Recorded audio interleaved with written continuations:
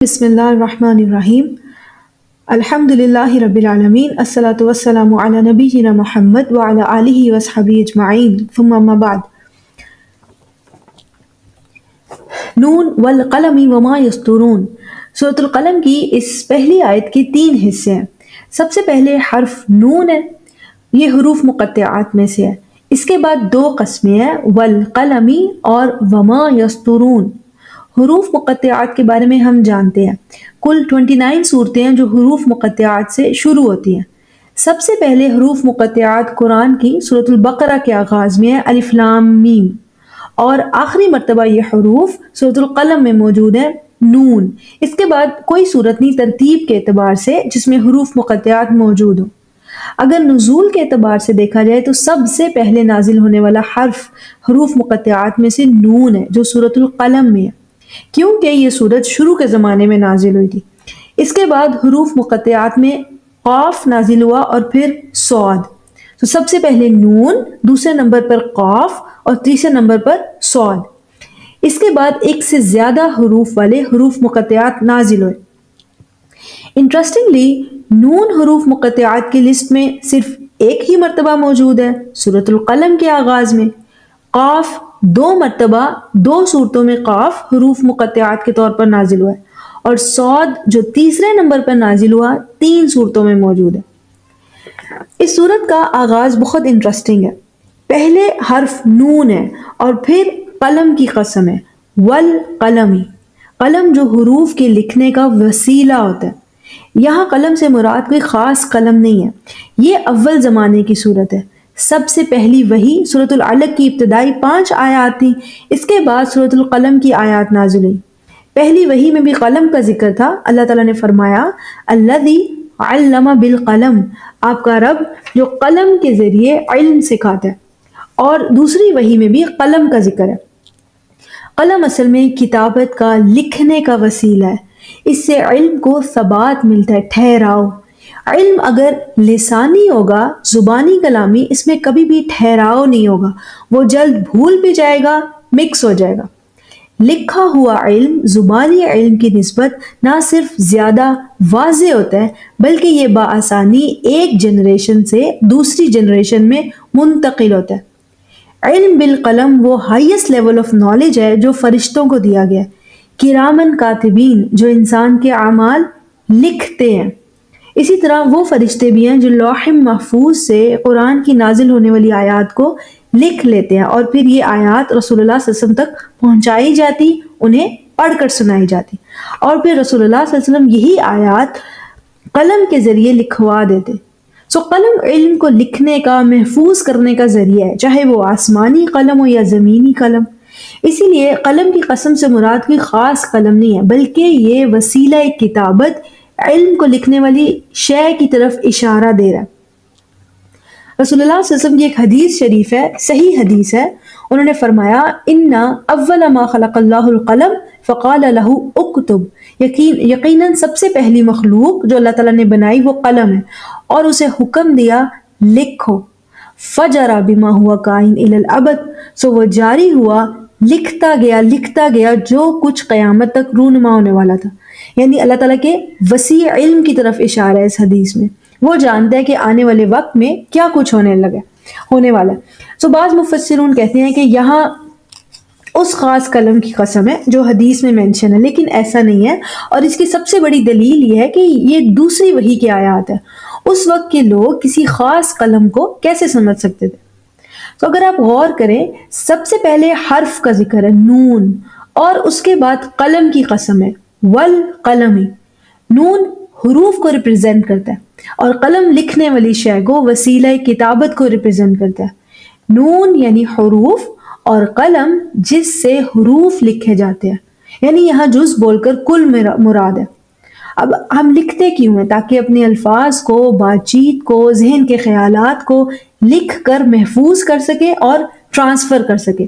ایک شاعر اپنی شاعری لکھ کر اپنے خیالات کو لکھی شکل دے دیتا ہے، اسی طرح ایک سائنٹسٹ لکھ کر اپنی ریسرچ کو لکھی ہوئی شکل میں محفوظ کر لیتا ہے۔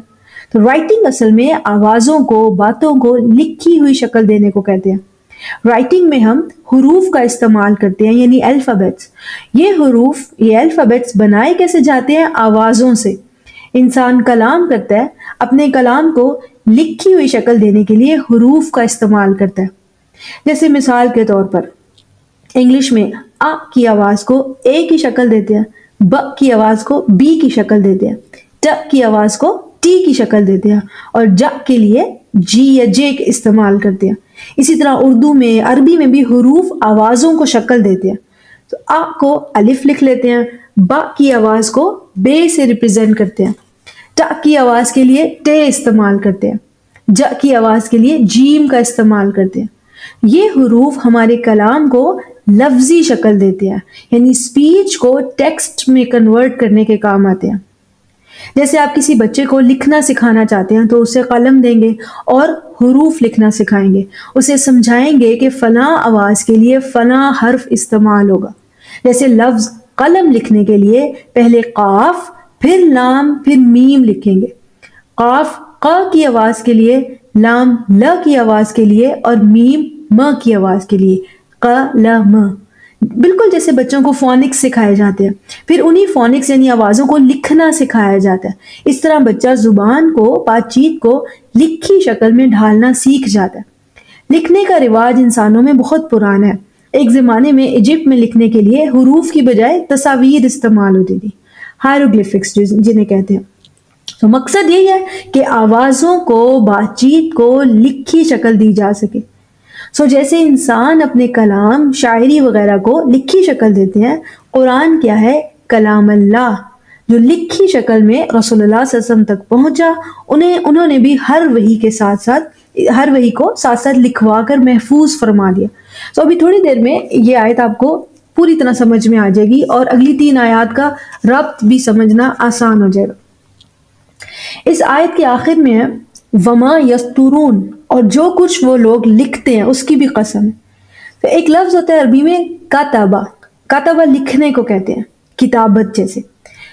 ایک اور لفظ ہوتا ہے سوتورہ، اس کا معنی بھی لکھنا ہی ہوتا ہے، مگر سوتورہ کے معنی میں آرگنائزیشن ہے، نظم ہے. سوتورہ سے ہی سطور بنتا ہے، لائنز میں لکھنا. کسی باغ میں درخت لائن میں لگائے جاتے ہیں یا فصلیں لائن میں لگائی جاتی ہیں، اسے عربی میں کہتے ہیں سطر، یعنی ہر سطر کا اپنا ایک نظام ہوتا ہے. کاتبہ عام لکھنے کو کہتے ہیں، لیکن اللہ تعالیٰ نے اس آیت میں کاتبہ کا لفظ استعمال نہیں فرمایا. یہ نہیں فرمایا وما یکتبون، بلکہ سطر کا لفظ استعمال فرمایا، وما یسترون. صرف لکھنے کی طرف اشارہ نہیں ہے یہاں پہ، بلکہ آرگنائزڈ وے میں لکھنے کی طرف اشارہ ہے. دیکھیں نون حروف کو ریپرزینٹ کر ہے اور قلم وسیلہ کتابت کو، وہ شے جو لکھنے میں مدد دیتی ہے اسے ریپرزینٹ کرتا ہے. قلم کے ذریعے جب حروف کو ترتیب وار نظم کے مطابق لکھا جائے تو کیا بنتا ہے؟ وما یسترون، اور جو کچھ بھی وہ لوگ لکھتے ہیں اس کی قسم ہے. جیسے قلم کا لفظ انسان بولتے ہیں، مثال کے طور پر اسے لکھنے کے لیے پہلے قاف لکھیں گے، پھر لام، پھر میم، قلم بن جائے گا. اگر لام کو قاف سے پہلے لے آئیں گے تو لقم بن جائے گا. قلم جو ہم ادا کرتے ہیں زبان سے وہ لکھا نہیں جائے گا.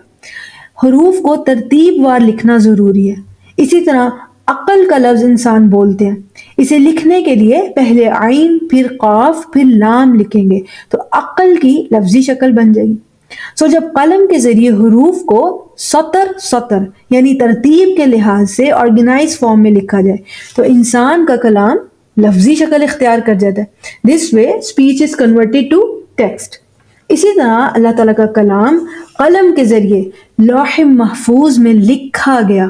کس قلم کے ذریعے؟ جس کی حدیث میں نے سنائی تھی، ان اول ما خلق اللہ القلم. اس کے بعد قرآن کی آیات نازل ہونے کے وقت اسی کلام الہی کو لکھ کر وہی رسول اللہ صلی اللہ علیہ وسلم کو پڑھ کر سنائی جاتی تھی. اقرا بسم ربک الذی خلق، پڑھیے. اور رسول اللہ صلی اللہ علیہ وسلم نے اس کلام الہی کو سن کر کسی بھی دنیاوی قلم کے ذریعے لکھوا دیا. تو this way speech، کلام الہی is converted to text. تو اس طرح اللہ تعالیٰ نے انسانوں سے جو کلام کرنا چاہا وہ لکھی شکل میں انسانوں تک پہنچ گیا، محفوظ ہو گیا. جس طرح انسان قلم کے ذریعے حروف کو استعمال کرتے ہوئے اپنے کلام کو لکھ لیتے ہیں، اسی طرح ہے کلام الہی. تو نون حروف کو ریپرزینٹ کر والقلمی، قلم کی قسم لکھنے کے وسیلے کی طرف اشارہ دیتی ہے، اور وما یسترون اور قسم ہے جو کچھ وہ لوگ لکھتے ہیں. جس طرح انسان اپنے کلام کو لکھی شکل دیتے ہیں حروف اور کسی بھی قلم کے ذریعے، اسی طریقے کو گواہ بنا کر اللہ تعالیٰ نے فرمایا ہے ما انت بنعمت ربک بمجنون، آپ اپنے رب کی نعمت وحی، کلام الہی جو آپ پر نازل ہو رہا ہے، آپ اس کے بارے میں مجنون نہیں ہیں، یہ واقعتاً آپ پر نازل ہو رہا ہے. تو اس آیت کا ترجمہ زیادہ تر آپ کو ملے گا ما انت بنعمت ربک بمجنون، یعنی آپ اپنے رب کی نعمت کی وجہ سے مجنون نہیں ہیں، آپ کے رب کی بہت نعمت ہے آپ پر کہ آپ مجنون نہیں ہیں. یہ بات بالکل بھی معقول نہیں ہے. قلم کی قسم کا، لکھی ہوئی شے کی قسم کا مجنون نہ ہونے سے کیا تعلق بنتا ہے؟ تو اصل میں بے نعمت میں جو با ہے اسے زیادہ تر با سببیہ لیا جاتا ہے، نعمت کے سبب، اس کی وجہ سے آپ مجنون نہیں ہیں. لیکن ایسا نہیں ہے، یہ با للمناسبہ ہے، یعنی نعمت کے بارے میں مجنون نہیں ہے. آپ کے رب کی نعمت یعنی کلام الہی جو آپ پر نازل ہو رہا ہے، یہ نہ سمجھا جائے کہ یہ کوئی خیال یا جنون کی کیفیت ہے.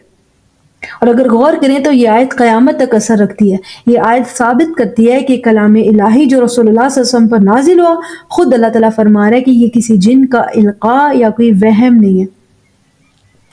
تو اہل قریش نے رسول اللہ صلی اللہ علیہ وسلم کو مجنون کہا، شاعر کہا، جادوگر یعنی ساحر بھی کہا، کذاب بھی کہا. لیکن یہ یاد رکھنا چاہیے کہ یہ آیت شروع کی وحی سے ہے. اس وقت کسی نے رسول اللہ صلی اللہ علیہ وسلم کو مجنون نہیں کہا تھا، اس وقت سرعام دعوت اسلام شروع ہی نہیں ہوئی تھی. تو یہاں مجنون کا لفظ مشرکین کو جواب دینے کے لیے نہیں آیا، یہاں مجنون کا لفظ اللہ تعالیٰ کی طرف سے کلیئرٹی اور یقین کے طور پر آیا ہے کہ آپ پر جو نعمت وحی نازل ہو رہی ہے آپ اس کے بارے میں بالکل مجنون نہیں ہے. یہ حقیقت ہے بالکل ویسی جیسے انسان حروف اور قلم کے ذریعے اپنے کلام کو لکھ لیتے ہیں، اسے پڑھ کر سناتے ہیں، اسی طرح کلام الہی آپ تک لکھی شکل میں پہنچتا ہے اور آپ کو پڑھ کر سنایا جاتا ہے. جیسے انسان آوازوں کو حروف اور قلم کے ذریعے لکھی شکل میں محفوظ کرتے ہیں، اپنی باتوں کو لکھی شکل میں محفوظ کرتے ہیں، بالکل ایسے یہ کلام الہی جو لکھی ہوئی شکل میں آپ تک پہنچتا ہے اور آپ کو پڑھ کر سنایا جاتا ہے. اگر کوئی کہے کہ حروف کو ریپرزینٹ کرنے کے لیے نون ہی کیوں آیا، یعنی با، تا، جیم، صاد، شین، کوئی اور حرف کیوں نہیں آیا، تو اصل میں قرآن عربی زبان میں ہے. عربی زبان بولنے میں نون کی آواز بہت اہمیت رکھتی ہے. اگر کسی کو عربی زبان آتی ہو تو وہ جانتا ہے کہ عربی میں نون کی آواز بہت اہمیت رکھتی ہے. جیسے دو کا صیغہ مثنیٰ عربی میں نون پر ختم ہوتا ہے، جیسے مسلمانی، مسلمینی. جمع سالم بھی نون پر ختم ہوتا ہے، مؤمنون، مؤمنین. اسی طرح دو زبر، دو زیر، دو پیش کی آواز بھی نون پر ہی ختم ہوتی ہے، مسلمن، مسلمن، مسلمن، مؤمنن، مؤمنن، مؤمنن. اور بھی بہت سے کانسیپٹ ہیں جس میں نون کی آواز استعمال ہوتی ہے یا ہٹا دی جاتی ہے، جیسے نون وقایا، حذف النون، اثبات النون، نون خفیفہ، نون ثقیلہ. یہ تو عربی بولنے کی بات ہوگی. نہ صرف بولنے میں بلکہ لکھنے میں بھی پہلا حرف جو عربی میں شکل دیا گیا وہ نون ہے. پرانے زمانے کی دوات کی شکل پر نون کو شکل دی گئی ہے. اس کے بعد بہت سے عربی حروف نون کی موڈیفائڈ فارم سے بنائے گئے ہیں، جیسے جیم، ہا، خا، سین، شین، صاد، ضاد، یا وغیرہ نون کو ایک طرف بڑھا کر بنائے گئے ہیں. با، تا، ثا یہ بھی نون کی موڈیفائڈ فارم ہے. دال، زال، را، زا یہ نون کو آدھا کر کے بنائے گئے. تو کہا جاتا ہے کہ پہلا حرف جسے عربی زبان میں شکل دی گئی وہ نون ہے، دوات کی شکل سے ملا کر، اور پھر بہت سے باقی حروف نون کو موڈیفائی کر کے بنائے گئے ہیں لکھنے میں. عربی بولنے میں بھی نون کی آواز کا بہت استعمال ہے، عربی زبان لکھنے میں بھی بہت سے حروف نون کی شکل سے بنے ہیں. اس کے علاوہ قرآن میں بھی حرف نون کا استعمال بہت زیادہ ہے. ایون قرآن کی کل 6236 آیات ہیں، 6236 آیات، اس میں سے 51% آیات وہ ہیں جو حرف نون پر ختم ہوتی ہیں. اگر اس کے علاوہ تنوین کی آواز والی آیات بھی شامل کر لی جائیں تو یہ تعداد 51% سے بھی زیادہ بڑھ جائے گی. نون والقلم وما یسطرون، پہلی آیت کو گواہ بنا کر اللہ تعالیٰ نے اس کے بعد 3 باتیں بیان کی ہیں۔ ما انت بنعمت ربک بمجنون، کہ آپ اپنے رب کی نعمت وحی کے بارے میں بالکل بھی مجنون نہیں ہے، یہ حقیقت ہے جو کچھ آپ پر نازل ہو رہا ہے۔ وَإِنَّ لَكَ لَأَجْرًا غَيْرَ مَمْنُونٍ، اور کوئی شک نہیں خصوصاً آپ کے لیے صلی اللہ علیہ وآلہ وسلم اس کام پر ایسا اجر ہے جو غیر منقطع ہے، کبھی بھی ختم نہ ہونے والا۔ کلام الہی جو آپ تک پہنچ رہا ہے اس کے بارے میں آپ مجنون نہیں ہیں، اور لوگوں تک اسے پہنچانے کے لیے آپ کو وہ اجر ملے گا جو کبھی ختم نہیں ہوگا۔ تو دنیا میں اجر ملے گا یا آخرت میں؟ تو دیکھیں آیت میں جب کوئی ریسٹرکشن نہیں ہے، کوئی لیمیٹیشن، کوئی قید، کوئی مینشن نہیں ہے، اس کا مطلب یہ ہے کہ دنیا میں بھی بے حساب اجر اور آخرت میں بھی بے حساب اجر۔ تو آخرت کا اجر تو سمجھ میں آ جاتا ہے، دنیا کا اجر کیا ہو سکتا ہے؟ دین رسول کے ذریعے پھیلتا ہے، قیامت تک جو بھی دین الہی کو پائے اس پر عمل کرے، ہر عمل کا اجر رسول اللہ صلی اللہ علیہ وسلم کے لیے بھی ہے۔ جب تک دنیا قائم ہے یہ دنیاوی اجر کا سلسلہ چلتا رہے گا۔ اس آیت میں یہ بھی راز ہے کہ یہ دین رہتی دنیا تک قائم رہے گا۔ آیت میں ریسٹرکشن نہ ہونے کا مطلب یہ ہے کہ اللہ تعالیٰ نے یہ نہیں فرمایا وَإِنَّ لَكَ لَأَجْرًا فِي الدُّنْيَا غَيْرَ مَمْنُونٍ یا پھر فِي الْآخِرَةِ، نہ اللہ تعالیٰ نے دنیا کی لیمیٹیشن دی ہے نہ آخرت کی، تو اس کا مطلب ہے دنیا میں بھی بے حساب اجر ہے اور آخرت میں بھی۔ تمام انسانوں کو چھوڑ کر اس کام کے لیے اللہ تعالیٰ نے رسول اللہ صلی اللہ علیہ وسلم کو ہی کیوں چنا؟ اگلی آیت اس کو ایکسپلین کرتی ہے وَإِنَّكَ لَعَلَى خُلُقٍ عَظِيمٍ، اور کوئی شک نہیں کہ آپ عظیم اخلاق پر ہیں۔ ایک ہوتا ہے اچھے اخلاق ہونا، اس سے بھی بڑھ کر ہوتا ہے اخلاق حسنہ، حسین اور خوبصورت اخلاق ہونا، ایسے شخص سے کلام کرنے کو دل کرتا ہے۔ اس سے بھی بڑھ کر درجہ ہے اخلاق عظیم، کیا شان ہوگی اخلاق عظیم۔ اللہ تعالیٰ نے فرمایا وَإِنَّكَ لَعَلَى خُلُقٍ عَظِيمٍ، اور یقیناً آپ عظیم اخلاق پر ہیں، یعنی آپ کے اخلاقیات اخلاق عظیم سے بھی اوپر کی بات ہے۔ تو کسی کے اخلاق اچھے ہوں تو ہم اس سے بات کرنا پسند کریں گے، ایسے ہی اللہ تعالیٰ نے اپنے کلام کے لیے ایسے شخص کو چنا جس کے اخلاق عظیم اخلاق سے بھی اوپر ہوں۔ اچھے اخلاق انسانوں کو اللہ تعالیٰ سے قریب کر دیتے ہیں۔ رسول اللہ صلی اللہ علیہ وسلم کے اخلاق کیونکہ عظیم اخلاق سے بھی بڑھ کر تھے، اللہ تعالیٰ نے انہیں اتنا قرب دیا کہ انہیں اپنا کلام دینے کے لیے چنا۔ وَإِنَّكَ لَعَلَى خُلُقٍ عَظِيمٍ۔ تو یہ پہلی 4 آیات اس سورت کی تمہید ہے۔ ان میں خصوصاً ذکر ہے اللہ تعالیٰ کی نعمت وحی جو رسول اللہ صلی اللہ علیہ وسلم پر نازل ہو رہی تھی، دوسرا آخرت کا اجر و ثواب، اور تیسرا اخلاق عظیم۔ آپ دیکھیں گے کہ باقی کی صورت بھی اسی مناسبت سے ہے۔ پہلے کچھ آیات میں اخلاقیات کا ذکر ہے، اور پھر دنیا اور آخرت کی جزا اور سزا کا ذکر ہے، اور پھر آخر میں رسول اللہ صلی اللہ علیہ وسلم کے لیے اس نعمت الہی کو پھیلانے پر صبر کی تلقین ہے اور اس ذکر عظیم کا تذکرہ ہے۔ اللہ تعالیٰ نے اس کے بعد فرمایا ہے تمہید کے بعد فَسَتُبْصِرُ وَيُبْصِرُونَ، تو پھر جلد ہی آپ بھی دیکھ لیں گے اور وہ بھی دیکھ لیں گے۔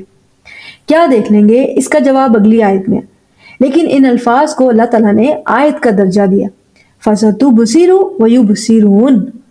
فا یہاں فا سببی ہے، یعنی جو نعمت وحی آپ کی طرف بھیجی گئی ہے، کلام الہی، اس کی وجہ سے، اس کے سبب جلد ہی نتیجہ آپ بھی دیکھ لیں گے اور وہ بھی دیکھ لیں گے۔ بصرہ بصارت سے، آنکھوں سے دیکھنے کو کہتے ہیں۔ تو آنکھوں دیکھا انسان کو حسی علم دیتا ہے، نالج آف سینسز، اس میں شک کی گنجائش نہیں ہوتی۔ آنکھوں دیکھا بالکل واضح یقینی علم ہوتا ہے۔ یعنی تو پھر جلد ہی آپ پر بھی واضح ہو جائے گا اور ان پر بھی واضح ہو جائے گا۔ اس آیت کا مقصد اصل میں 2 گروپ بنانا ہے، ایک گروپ جس میں رسول کا ذکر ہے اور جو لوگ ان کے ساتھ ایمان لائے اس زمانے میں، بعد میں قیامت تک ان کے ماننے والے، ان کی اطاعت کرنے والے پہلے گروپ میں آ جاتے ہیں۔ دوسرا گروپ اہل باطل کا ہے، حق کا انکار کرنے والے۔ اللہ تعالیٰ نے اس آیت کے ذریعے پہلے 2 گروپ بنائے، ایک اہل حق کا، دوسرا اہل باطل کا، اور فرمایا فَسَتُبْصِرُ وَيُبْصِرُونَ، اس کلام کے نازل ہونے سے جلد ہی، اس کے سبب جلد ہی آپ پر بھی واضح ہو جائے گا، ان پر بھی واضح ہو جائے گا۔ کیا واضح ہو جائے گا؟ بِأَيِّكُمُ الْمَفْتُونَ، تم میں سے کون ہے جو فتنے میں پڑ گیا؟ فتنہ اصل میں ایسا ٹیسٹ جو کھرے اور کھوٹے کو الگ کر دے، جو سونے کو الگ کر دے اور اس کی امپیورٹیز کو، گولڈ کو الگ کر دے، اس کی امپیورٹیز کو، خام مال کو الگ کر دے، یہ فتنہ ہے۔ مفتون وہ ہوتا ہے جس کا کھوٹ ظاہر ہو گیا ہو، یعنی جس کے بارے میں واضح ہو جائے یہ امپیور ہے. دس از دا امپیورٹی، یہ وہ مفتون ہے. اگر کسی انسان کے بارے میں واضح ہو تو کیا مطلب کہ یہ باطل ہے.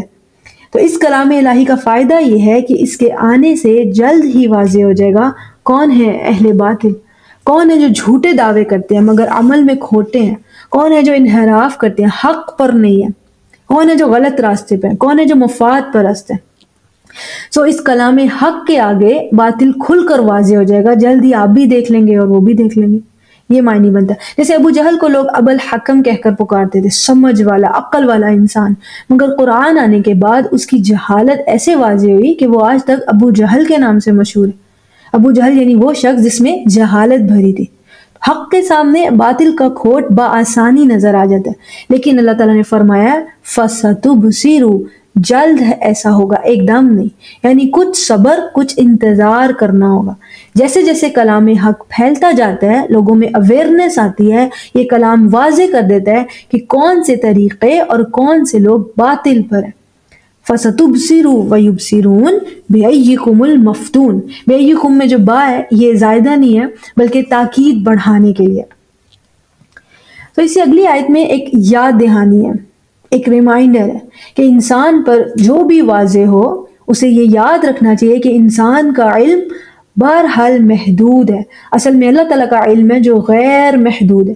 سو اللہ تعالیٰ نے فرمایا ان ربک ہوا عالم، یقیناً آپ کا رب صرف اور صرف وہ ہے جو زیادہ بہتر جانتا ہے بمن ضل عن سبیلہ وہو عالم بالمہتدین، وہ ہے جو زیادہ بہتر جانتا ہے کہ کون ہے جو اس کے راستے سے ہٹ گیا، اور صرف وہی ہے جو زیادہ بہتر جانتا ہے کہ کون ہدایت یافتہ ہے سیدھے راستے پر.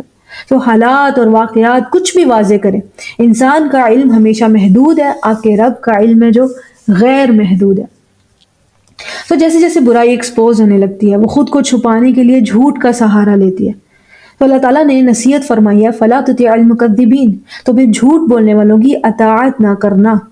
اطاعت بہت وسیع معنی رکھتا ہے، جیسے کسی کو فالو کرنا بھی اطاعت کے معنی میں آ جاتا ہے، کسی کو سننا، اس سے مشورہ کرنا، نصیحت لینا، کسی کو کاپی کرنا بھی اطاعت ہے. فَلَا تُطِعْ، اطاعت نہ کرو، توجہ نہ دو، اس کے بیانات پر دھیان نہ دو. ڈونٹ پے اٹینشن، کسی ایسے سے جا کے مشورے نہ لو، اس کی نصیحت پہ دھیان نہ دو جو مکذب ہو، سچ کو جانتے ہوئے بھی جھوٹ کا سہارا لینے والا. تو انسان اصل میں خود کو جتنا بھی ذہین فتین سمجھ لے، حقیقت یہ ہے کہ جھوٹے کی بات کو سننا انسان پر کوئی نہ کوئی اثر ضرور ڈال دیتا ہے. انسان کے اندر صحیح اور غلط کے بارے میں کنفیوژنس پیدا ہونے لگتی ہیں. یہ آیت شر کی حقیقت کی طرف اشارہ کرتی ہے کہ شر پسند لوگ ہمیشہ جھوٹ کے ذریعے اپنے باطل کو چھپانے کی کوشش کرتے ہیں.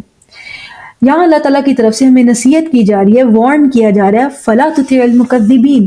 ایسے لوگ ہر دور میں ہوتے ہیں جو اپنے باطل کو چھپانے کے لیے جھوٹے بیانات، جھوٹے پروپیگنڈا کا سہارا لیتے ہیں. ایسوں کو زیادہ سے زیادہ سننا انسان کو کنفیوز کر دیتا ہے، انسان کا برین واش ہوتا ہے. تو اس کے بعد ہے وَدُّوا لَوْ تُدْهِنُوا فَيُدْهِنُونَ. یہ تو شدت سے خواہش رکھتے ہیں، بہت محبت رکھتے ہیں اس بات سے کہ کہیں آپ لچک دکھائیں تو یہ بھی لچک دکھائیں. سب سے پہلے نوٹ کر لیں لچک دکھانے کا معنی عقائد میں نرمی کے ہیں، یعنی عقائد میں نرمی سے لچک دکھانے سے منع کیا جا رہا ہے. اہل کفر کے مقابل کبھی بھی اپنے عقیدے اور نظریات میں لچک نہیں رکھی جا سکتی. ہاں ایک داعی بلکہ ایک مسلمان ہونے کی حیثیت سے ان سے نرمی کا حکم موجود ہے، اچھے اخلاق کا. یعنی تو یہاں عقائد میں نرمی نہ دکھانے کی بات ہو رہی ہے، ویسے اچھے اخلاق سے بات کرنے سے منع نہیں ہے، بلکہ رسولوں کو خود اللہ تعالیٰ نے حکم دیا کہ نرمی سے پیش آنا. جیسے موسیٰ علیہ السلام اور ہارون علیہ السلام کو فرعون کی طرف بھیجتے ہوئے اللہ تعالیٰ نے نصیحت فرمائی تھی فَقُولَ لَهُ قَوْلًا لَيِّنًا، اس سے نرمی سے بات کرنا. اسی طرح سورۃ العنکبوت میں فرمایا وَلَا تُجَادِلُوا أَهْلَ الْكِتَابِ إِلَّا بِالَّتِي هِيَ أَحْسَنُ، کہ اہل کتاب سے جو بھی آرگیومنٹ ہو وہ آسان طریقے پہ کرو. اسی طرح سورۃ الممتحنہ میں بالکل واضح ہے کہ لا ينهاكم الله عن الذين لم يقاتلوكم في الدين ولم يخرجوكم من دياركم ان تبروهم، کہ جن لوگوں نے تم سے جنگ نہیں کی، تمہیں گھروں سے نہیں نکالا، اللہ تعالیٰ تمہیں منع نہیں کرتا کہ تم ان سے نیکی کرو، ان سے اچھا سلوک کرو. تو اچھا اخلاق الگ شے ہے، مگر عقائد میں شریعت میں لچک بالکل الگ شے ہے، وہاں فرم رہنے کا حکم ہے. تو وَدُّوا لَوْ تُدْهِنُوا، وہ تو شدید محبت رکھتے ہیں یا نبی صلی اللہ علیہ وآلہ وسلم. تو یہ رسول اللہ صلی اللہ علیہ وسلم کے توسط سے ہمارے لیے بھی نصیحت ہے کہ وہ تو شدید محبت رکھتے ہیں، کہیں آپ لچک دکھائیں فیدہنون. تو اصل میں گرامیٹکلی یہاں ہونا چاہیے تھا فیدہنو، آخر میں نون نہیں آنا چاہیے تھا. یعنی اگر یہاں ہوتا ودو لو تدہنو فیدہنو، نون نہ آتا تو معنی بنتا وہ چاہتے ہیں کہ آپ لچک دکھائیں تو وہ بھی لچک دکھائیں، یعنی آپ لچک دکھائیں گے تو وہ بھی لچک دکھائیں گے. لیکن اللہ تعالیٰ نے یہاں نون ختم نہیں کیا، اس طرح معنی بنتا ہے وہ چاہتے ہیں کہ آپ لچک دکھائیں اور وہ تو پہلے ہی تیار بیٹھے ہیں لچک دکھانے کو. یعنی ان کی نرمی اور دوستانہ رویہ آپ کی نرمی پہ ڈیپینڈ نہیں کرتا، وہ تو اپنی نرمی لیے پھر رہے ہیں. ان کی خواہش ہے کہ میوچول انٹرسٹ سے معاملات حل کریں.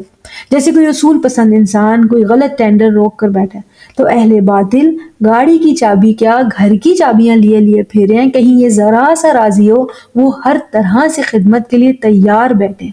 یعنی اہل حق ذرا سا باطل کے ساتھ ایڈجسٹ کرنے کو تیار ہو جائے تو اہل باطل اہل کفر پہلے سے تیار بیٹھے ہیں ہر طرح سے ایڈجسٹ ہونے کو.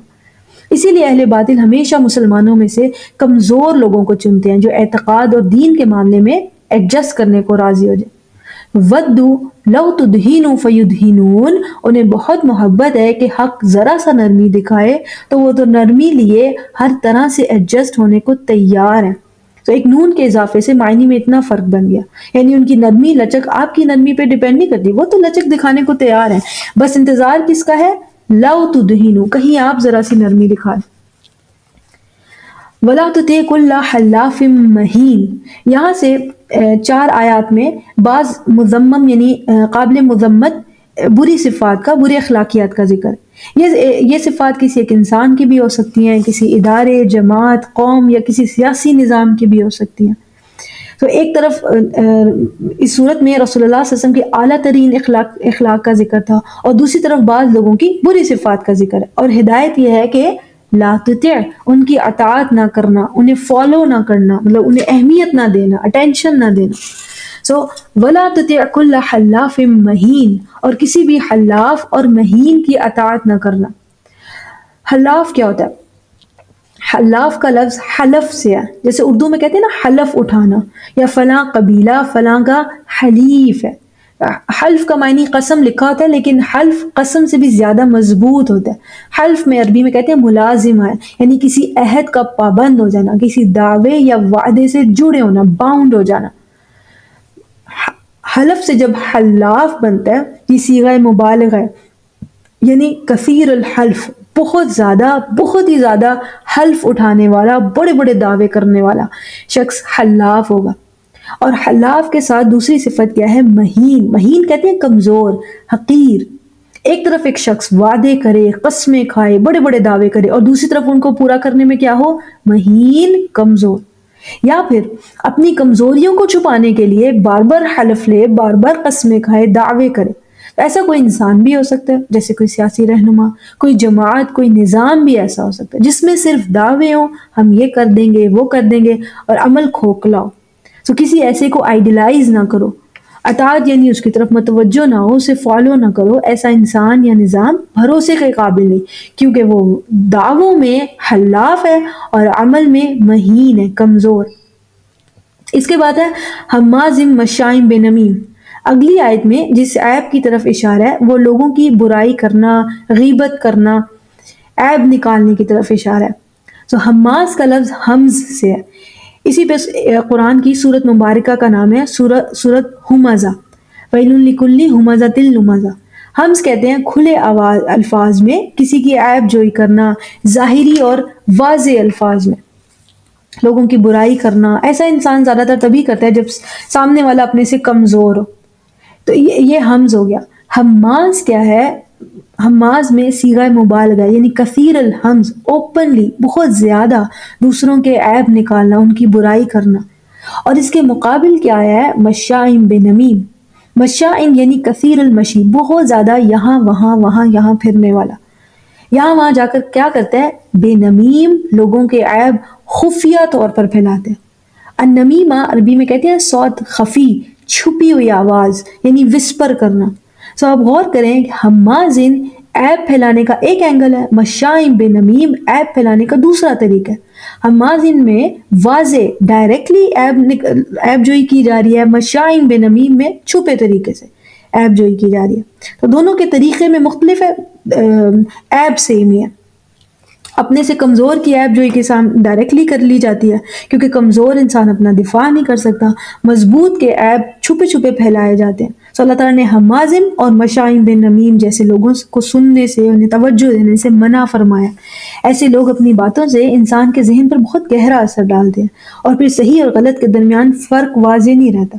یہ برائی کسی انسان کی بھی ہو سکتی ہے، میڈیا پروپیگنڈاز بھی ایسے چلتے ہیں، ظاہری طور پر چھپے چھپے طریقوں سے لوگوں کے ساتھ ایب چپکا دینا، جیسے اہل مکہ نے مسلمانوں پر کیا ایب لگا دیا تھا۔ یہ وہ لوگ ہیں جو باپ دادا کے دین سے پھر گئے، جیسے انٹرنیشنل میڈیا نے مسلمانوں کے ساتھ دہشت گرد ہونے کا ٹیگ لگا دیا۔ اس کے بعد ہے مناع للخیر، خیر سے منع کرنے والا، ایسا شخص جو لوگوں کے لیے خیر کے دروازے بند کرے، خیر جیسے حلال کمائی کو مشکل کر دے، نکاح میں خیر ہے اس کے راستے بند کرنے والا، شر انگیز تقریریں کر کے لوگوں کو خیر سے اصلاح سے دور کرنے والا۔ معتدن کہتے ہیں ٹو گو بیونڈ لمٹس، حد ہی پار کر دینے والا، یعنی خیر سے منع کرنے میں بہت شدید، لوگوں کے حقوق تک غصب کرنے والا۔ اور اسم یعنی کثیر اسیم یعنی کثیر الاسم، اسم کہتے ہیں تأخر عن عمل الصالح، نیک کاموں میں سستی ڈالنے والا، ڈیلے کرنے والا۔ مناع للخیر معتد اثیم، یعنی خیر سے منع کرنے میں، خیر روکنے میں تیز، اور اچھے کاموں میں ٹالنے والا، ان میں سستی کرنے والا۔ اس کے بعد ہے عتل بعد ذلک زنیم۔ عتل کسے کہتے ہیں؟ عتل ہوتا ہے وائلنٹ ہونا، کرول، سخت مزاج، اکھڑ۔ عربی میں کہتے ہیں جبل عتل، سنگلاخ، پتھریلا پہاڑ۔ بعض پہاڑ سرسبز ہوتے ہیں، ان پر چلنا بھی آسان ہوتا ہے۔ جو پہاڑ عتل ہوں، پتھریلے، وہ پاؤں کے لیے شدید ہوتے ہیں، سخت۔ عتل یعنی سخت مزاج آدمی۔ زنیم کا لفظ اس کے مقابل ہے۔ زنیم کا معنی لکھا ہوتا ہے بد اصل، یعنی اس کا معنی لیا جاتا ہے ولد الزنا ہونا، یعنی لیکن یہ معنی بالکل بھی مناسب نہیں ہے۔ کسی بھی انسان کا ولد الزنا ہونے میں اس کے ماں باپ کا قصور ہے، اس کا کوئی قصور نہیں ہے۔ زنیم کا معنی بد اصل ہی ہوتا ہے، مگر اس سے یہ تعبیر کر لینا کہ یہ ایسے شخص کو کہا جا رہا ہے جو بد اصل ہو، زنا کی پیداوار ہو، یہ بالکل غلط ہے۔ کوئی انسان بد اصل نہیں ہوتا، تمام انسان آدم علیہ السلام کی اولاد ہے۔ ایک بچہ جو ماں باپ کے گناہ سے پیدا ہوا ہو، اسلام اسے بالکل قصوروار نہیں سمجھتا۔ زنما اصل میں کہتے ہیں قطعۃ اللحم زائدۃ مرتبۃ الاصل ولکن لا حظا اصلیہ، گوشت کا مسل کا چھوٹا سا ٹکڑا جو جسم کے ساتھ لگا ہو مگر وہ اصل باڈی پارٹ نہ ہو۔ جیسے عربی میں کہتے ہیں زنمت الغنما، یعنی بھیڑ کی گردن کے ساتھ بعض مرتبہ اب نارمل گروتھ ہوتی ہے، یہ گردن کا حصہ نہیں ہوتی بلکہ ایکسٹرا گوشت کا ٹکڑا ہے جو لٹک رہا ہوتا ہے، اسے زنما کہتے ہیں۔ یہ بعض مرتبہ کسی انسان کے کان کے قریب بھی نکل آتے ہیں۔ ایسے گوشت کو جو اصل کا حصہ نہیں ہے، جسم پہ ایکسٹرا گروتھ ہے، اس کا اصل جسم سے کوئی تعلق نہیں ہے، وہ زنما کہلاتا ہے۔ زنیم کیا ہے؟ جو اپنی قوم برادری کو چھوڑ کر مفادات کی خاطر کسی دوسری قوم میں فٹ ہونے کی کوشش کرے، وہ زنیم ہے۔ جیسے کوئی ایکٹر کسی دوسرے ملک میں جا کر ان کی انڈسٹری کا حصہ بننے کی کوشش کرے، تو وہ وہاں کا اصل نہیں ہے، زنیم ہے۔ کوئی انسان جو اپنی قوم کے ساتھ لائل نہ ہو، غدار ہو، دوسرے ملک جا کر روابط بنانے کی کوشش کرے، ایسا شخص اپنی قوم کے لیے عتل ہوگا، کرخت، سخت، اکھڑ مزاج ہوگا۔ بعد ذالک زنیم، اور دوسری جگہ جا کر فٹ ہونے کی کوشش کرے گا، ان کی چاپلوسی کرے گا، ان سے اپنی قوم کا سودا کرے، ایسا شخص کیا کہلائے گا؟ زنیم۔ تو یہ معنی ہے بد اصل ہونے کا۔ ان تمام برائیوں والوں کو فالو کرنے سے، ان سے نصیحت لینے سے، ان کی رائے لینے سے منع فرمایا گیا، کیونکہ یہ اپنے مفادات کی خاطر لوگوں کا استعمال کرتے ہیں۔ اس کے بعد ہے ان تمام برائیوں کی جڑ انکانا ذا مال و بنین، یہ تمام رویے اس بنا پر کہ اس کے پاس مال ہے اور بیٹے ہیں۔ یہاں پر اس صورت کا فرسٹ پارٹ ختم ہوتا ہے۔ وآخر الدعوانا ان الحمد للہ رب العالمین وبارک اللہ لی ولکم۔ السلام علیکم ورحمۃ اللہ وبرکاتہ۔ الرحمن الرحیم، الحمد للہ رب العالمین، الصلاۃ والسلام علی نبینا محمد وعلی آلہ وصحبہ اجمعین، ثم اما بعد۔ یہ سورۃ القلم کا سیکنڈ لیکچر ہے۔ فرسٹ لیکچر میں آیت 13 تک ایکسپلینیشن تھی اور بات ہو رہی تھی بری صفات کی، اور اللہ تعالیٰ نے ہدایت فرمائی تھی ایسی صفات والے لوگوں سے بچو، ولا تطع، ان کی اطاعت نہ کرو۔ تو آیت 14 سے پھر ذکر ہے ان تمام برائیوں کی جڑ کی۔ اللہ تعالیٰ نے فرمایا ان کان ذا مال و بنین، یہ تمام رویے، یہ تمام بری صفات اس بنا پر کہ اس کے پاس مال ہے اور بیٹے ہیں۔ بنین کا لفظ حقیقی معنی میں بیٹوں کے لیے بولا جاتا ہے، لیکن بیٹے اصل میں قوت اور طاقت کی علامت سمجھے جاتے ہیں، اس لیے بنین کے معنی میں قوت اور طاقت مجازن شامل ہوتا ہے، یعنی انسان کا مال، اولاد، قوت، طاقت، معاشرے میں اونچا مقام، کوئی عہدہ وغیرہ، یہ تمام اسباب اسے برائی کی، شر کی طرف پش کرتے ہیں۔ یعنی اوپر مینشن کی گئی جو پہلی کی آیات میں تمام برائیاں اس بنا پر وہ کرتا چلا جا رہا ہے کہ اس کے پاس اسباب ہیں اور وسائل ہیں، وسائل کی وجہ سے طغیانی پر، سرکشی پر اتر آنا، یہ کانسیپٹ قرآن میں کئی جگہ بیان ہوا ہے۔ جیسے سورۃ العلق میں اللہ تعالیٰ نے فرمایا ہے کلا ان الانسان لیطغی ان رآہ استغنی، سچ ہے انسان نافرمانی پر اتر آتا ہے جب دیکھتا ہے کہ میں تو غنی ہوں، صاحب مال، حیثیت، عہدہ ہے میرے پاس، یعنی مجھے کوئی ہاتھ نہیں ڈال سکتا۔ انکانا ذا مال و بنین، یہ تمام برائیاں اس بیس پر کرتا ہے کہ وہ صاحب مال اور اولاد یا حسب نسب والا، طاقت والا ہے۔ یہ اس آیت کا ایک معنی ہے۔ ایک اور معنی بھی بنتا ہے، جیسے اس سے پہلے کی آیات میں اللہ تعالیٰ نے فرمایا تھا فلا تطع اور ولا تطع، کہ پہلے ذکر ہوا تھا اطاعت نہ کرو، کسی ایسی برائیوں والے کی اطاعت نہ کرو، اس سے امپریس نہ ہو، اس کی طرف متوجہ نہ ہو۔ انکان ذا مال و بنین، اس وجہ سے کہ وہ صاحب مال، عزت اور شہرت اور طاقت والا ہے۔ تو دونوں معنی آیت کے بالکل درست ہیں، اور حقیقت ہے کہ بعض مرتبہ انسان اپنے وسائل کے بلبوتے پر برائیاں کرتا ہے، اور بعض لوگ کسی کے وسائل کی وجہ سے اسے فالو کرتے ہیں، چاہے اس میں کتنی برائیاں ہوں، وہ مکذب ہو، حلاف مہین ہو، جو کچھ اوپر کی آیات میں بیان ہوا تھا۔ اس کے بعد ہے اذا تتلا علیہ آیاتنا قال اساطیر الاولین، کسی ایسے کو جب ہماری آیات سنائی جاتی ہیں، ان کے ذریعے نصیحت کرنے کی کوشش کی جاتی ہے، تو اس کا جواب ہوتا ہے یہ تو پرانے زمانے کی کہانیاں ہیں، آج کے زمانے سے ان کا کوئی تعلق نہیں ہے، دنیا بہت بدل گئی ہے، 21ویں صدی میں یہ سب قصے کہانیاں بن کر رہ گئی۔ تو ویسے اس آیت میں ہونا چاہیے تھا اذا تتلا علیہ آیاتنا، جب اسے ہماری آیات پڑھ کر سنائی جاتی ہیں، فقالا، تو پھر وہ یہ کہتا ہے، لیکن یہاں فا نہیں ہے، یعنی صرف قالا ہے، یعنی جب ہماری آیات نہ بھی سنائی جائیں تب بھی اس کے ذہن میں یہی سوچ ہوتی ہے کہ یہ اساطیر الاولین ہے، پچھلوں کی کہانیاں، اولڈ فیشن سٹوریز، یعنی ماڈرن ورلڈ میں کسی کام کی نہیں ہے۔ جواباً اللہ تعالیٰ نے فرمایا سنسیمہ علی الخرطوم، سنسیمہ میں جو لفظ ہے وہ وسم ہے، وسم عربی کا لفظ ہے، اس کا معنی ہوتا ہے نام دینا، ٹیگ لگانا، جیسے بعض لوگ سوسائٹی میں کسی ٹیگ، کسی نام سے مشہور ہو جاتے ہیں۔ سو اللہ تعالیٰ نے پورے جاہ و جلال سے فرمایا ہے سنسیمہ، جلد ہی ہم ایسے شخص کو ٹیگ دیں گے، اس پہ ٹھپا لگائیں گے، کہاں؟ علی الخرطوم، اس کی ناک پر۔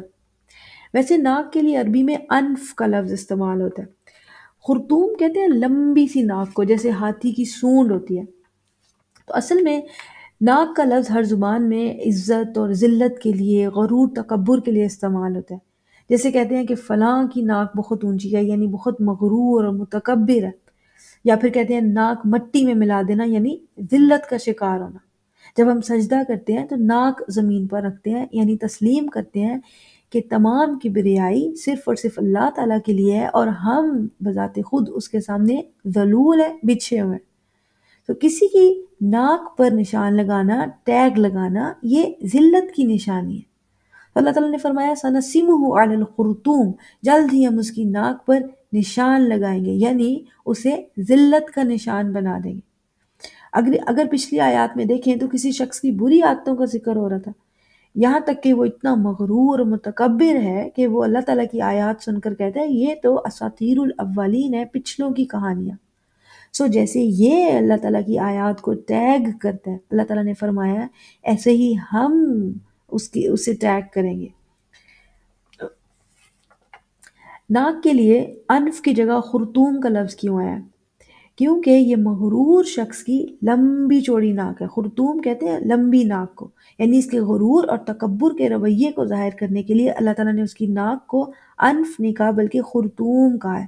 سنسیمہ علی الخرطوم، جلد ہی ہم اس کی لمبی سی ناک پہ ٹیگ لگا دیں گے۔ سو اب بات آتی ہے کہ جلد ہی کا کیا معنی ہے۔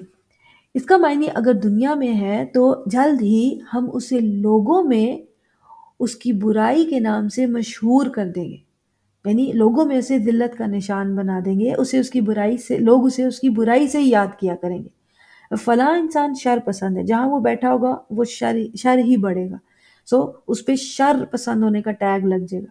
جیسے ابو الحکم اپنی جہالت کے باعث کیا مشہور ہو گیا؟ ابو جہل، اس پہ ابو جہل ہونے کا ٹیگ لگ گیا۔ اسی طرح مسیلمہ جس نے نبوت کا جھوٹا دعویٰ کیا، وہ مسیلمہ کذاب کے نام سے مشہور ہو گیا۔ کذاب اس کے نام کا حصہ نہیں ہے، کذاب کا معنی تو جھوٹا ہوتا ہے، لیکن اس کے جھوٹ کی وجہ سے اس پہ یہ ٹیگ لگ گیا کہ وہ کذاب ہے، مسیلمہ کذاب۔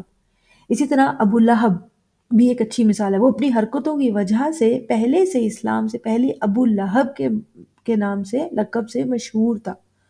لہب کہتے ہی انگارے کو ہیں، کیونکہ اس کی عادت معاملات میں آگ بھڑکانے والی تھی، شعلے ڈالنے والی، اس لیے لوگ اسے ابو لہب کے نام سے یاد کرتے تھے۔ تو یہ اس کے نام کے ساتھ ٹیگ لگ گیا تھا کہ فلاں شخص وہ ابو لہب ہے، معاملات میں آگ بھڑکانے والا۔ بعض مفسرین کو غلطی لگتی ہے کہ وہ خوبصورت تھا اس لیے ابو لہب مشہور تھا، ایسا بالکل بھی نہیں ہے، شر پسند ہونے کی وجہ سے اس کا یہ لقب مشہور تھا۔ سو یہ تو دنیا میں ٹیگز لگنے کی مثالیں ہیں۔ سنسیمہ علی الخرطوم کا آخرت میں کیا معنی ہے؟ آخرت میں کیونکہ سزائیں حصی شکل میں ہوں گی، حقیقی شکل میں، تو عین ممکن ہے کہ ایسے انسان کی ناک واقعتاً لمبی ہو اور اس پہ مغرور اور متکبر لکھا ہو، یا پھر اس کی برائیاں اس کی ناک پہ لکھی ہوں کہ یہ حلاف مہین ہے، حماز مشاء بنمیم ہے، مناع للخیر معتد اثیم، عتل بعد ذلک زنیم۔ اور یہ وہ شخص ہے جو اللہ تعالیٰ کی آیات کو اساطیر الاولین کہا کرتا تھا۔ تو اس کے بعد ذکر ہے کہ ہر برائی کا برا انجام ضرور ہوتا ہے، دنیا میں بھی اس کی سزا مل سکتی ہے برائی کی، اور آخرت کی سزا جو ہے وہ دنیا کی سزا سے زیادہ بڑی ہے۔ تو جزا و سزا کے تذکرے کو اللہ تعالیٰ نے اس صورت میں ایک واقعے کے ذریعے سمجھایا۔ اِنَّا بَلَوْنَاهُمْ كَمَا بَلَوْنَا أَصْحَابَ الْجَنَّةِ، یقیناً ہم نے انہیں آزمائش میں ڈالا ہے بالکل ویسے ہی جیسے ہم نے باغ والوں کو آزمائش میں ڈالا تھا۔ سو انہیں کسے کہا جا رہا ہے؟ اولاً تو یہ آیت اہل مکہ کی طرف اشارہ کرتی ہے، کیونکہ جب یہ آیت نازل ہوئی حالات اور واقعات کے اعتبار سے ان کی بات کی جا رہی تھی، مگر چونکہ الفاظ جنرل ہیں اس آیت میں ہر اس شخص یا اس گروہ کو وارن کیا جا رہا ہے جس کے پاس مال اور دولت اور اولاد ہو، اور اس کی وجہ سے، یا کوئی عہدہ وغیرہ، اور اس کی وجہ سے وہ برائی اور سرکشی کی کوشش کرے، لوگوں کے لیے رکاوٹیں بنائے، انسانیت کے لیے فساد کا باعث بنے۔ سو اللہ تعالیٰ نے فرمایا اِنَّا بَلَوْنَاهُمْ، یقیناً ہم نے انہیں مال، اولاد، عہدہ، کچھ بھی دے کر آزمایا۔ بلا کا معنی ہوتا ہے تقلیب الحال، کسی کا حال بدل جانا، یعنی حالات کا الٹ پھیر۔ بلا خیر سے بھی ہو سکتی ہے، شر سے بھی، جیسے قرآن میں اللہ تعالیٰ نے فرمایا وَنَبْلُكُمْ بِالشَّرِّ وَالْخَيْرِ فِتْنَةً، ہم تمہیں شر اور خیر دونوں طرح سے آزمائیں گے۔ سو غنی ہونا بھی، مالدار ہونا بھی بلا ہے، یہ بھی آزمائش ہے، فقر بھی بلا ہے، صحت بھی آزمائش ہے، بیمار ہونا بھی آزمائش ہے۔ یہاں کس طرح کی آزمائش کا ذکر ہے؟ یہاں بلا بالخیر، یعنی دے کر آزمایا گیا، کیونکہ اصحاب الجنہ کی بات ہو رہی ہے نا، باغ والے، انہیں باغ اور اس کا پھل دے کر آزمایا گیا تھا۔ تو اللہ تعالیٰ نے فرمایا اِنَّا بَلَوْنَاهُمْ كَمَا بَلَوْنَا أَصْحَابَ الْجَنَّةِ، یقیناً آج جو صاحب مال، دولت، اقتدار وغیرہ ہیں، ہم نے انہیں آزمائش میں ڈالا ہے، دے کر آزمایا ہے، بالکل ویسے ہی جیسے اہل باغ کو باغ دے کر آزمایا تھا۔ اِذْ أَقْسَمُوا لَيَصْرِمُنَّهَا مُصْبِحِينَ، جب باغ میں پھل توڑنے کا وقت آیا تو وہ آپس میں قسمیں کھانے لگے کہ کل صبح ہم لازماً اس کا پھل غائب کر دیں گے، وَلَا يَسْتَثْنُونَ، اور کچھ بھی باقی نہیں چھوڑیں گے۔ اپنے ہی باغ کا پھل توڑ کر بیچنے کے لیے قسمیں کھانے کی کیا ضرورت تھی؟ اصل میں جب کہیں فصل یا باغ سے پھل توڑنے کا وقت آتا ہے، یہ وقت کسان کے لیے عید کا ہوتا ہے، اسے اپنی محنت کی کمائی ملتی ہے۔ ایسے میں بہت سے ضرورت مند اپنا حصہ لینے آتے ہیں اور انہیں نوازا جاتا ہے تاکہ ہمارے مال میں بھی برکت رہے۔ یا پھر پھل یا کچھ پھل درختوں پہ چھوڑ دیا جاتا ہے تاکہ ضرورت مند اپنی ضروریات پوری کر سکے۔ یہ باغ والے جو غالباً آپس میں بھائی تھے، ان کا فیصلہ یہ تھا کہ باغ سے پھل توڑتے ہوئے کسی بھی مسکین کو قریب نہ آنے دیا جائے۔ سو انہوں نے آپس میں قسمیں کھائیں، لَيَسْرِمُنَّهَا مُصْبِحِينَ، ہم باغ کا پھل لازماً لازماً صبح ہی صبح اتار لیں گے اور کوئی بھی پھل نہیں چھوڑیں گے۔ قسم اس لیے کھائی کہ وعدہ کرو، قسم کھاؤ، سب اس کام پر متفق ہیں، مساکین کو بانٹنے کے لیے کوئی ڈھیلا نہیں پڑے گا۔ اس واقعے کے ساتھ ایک ایکسپلینیشن جوڑی جاتی ہے کہ یہ آپس میں بھائی تھے۔ بعض دفعہ لکھا ہوتا ہے کہ 4 بھائی تھے، 5 بھائی تھے، ان کا باپ بہت نیک تھا اور وہ مساکین کو ان کا حق دیا کرتا تھا۔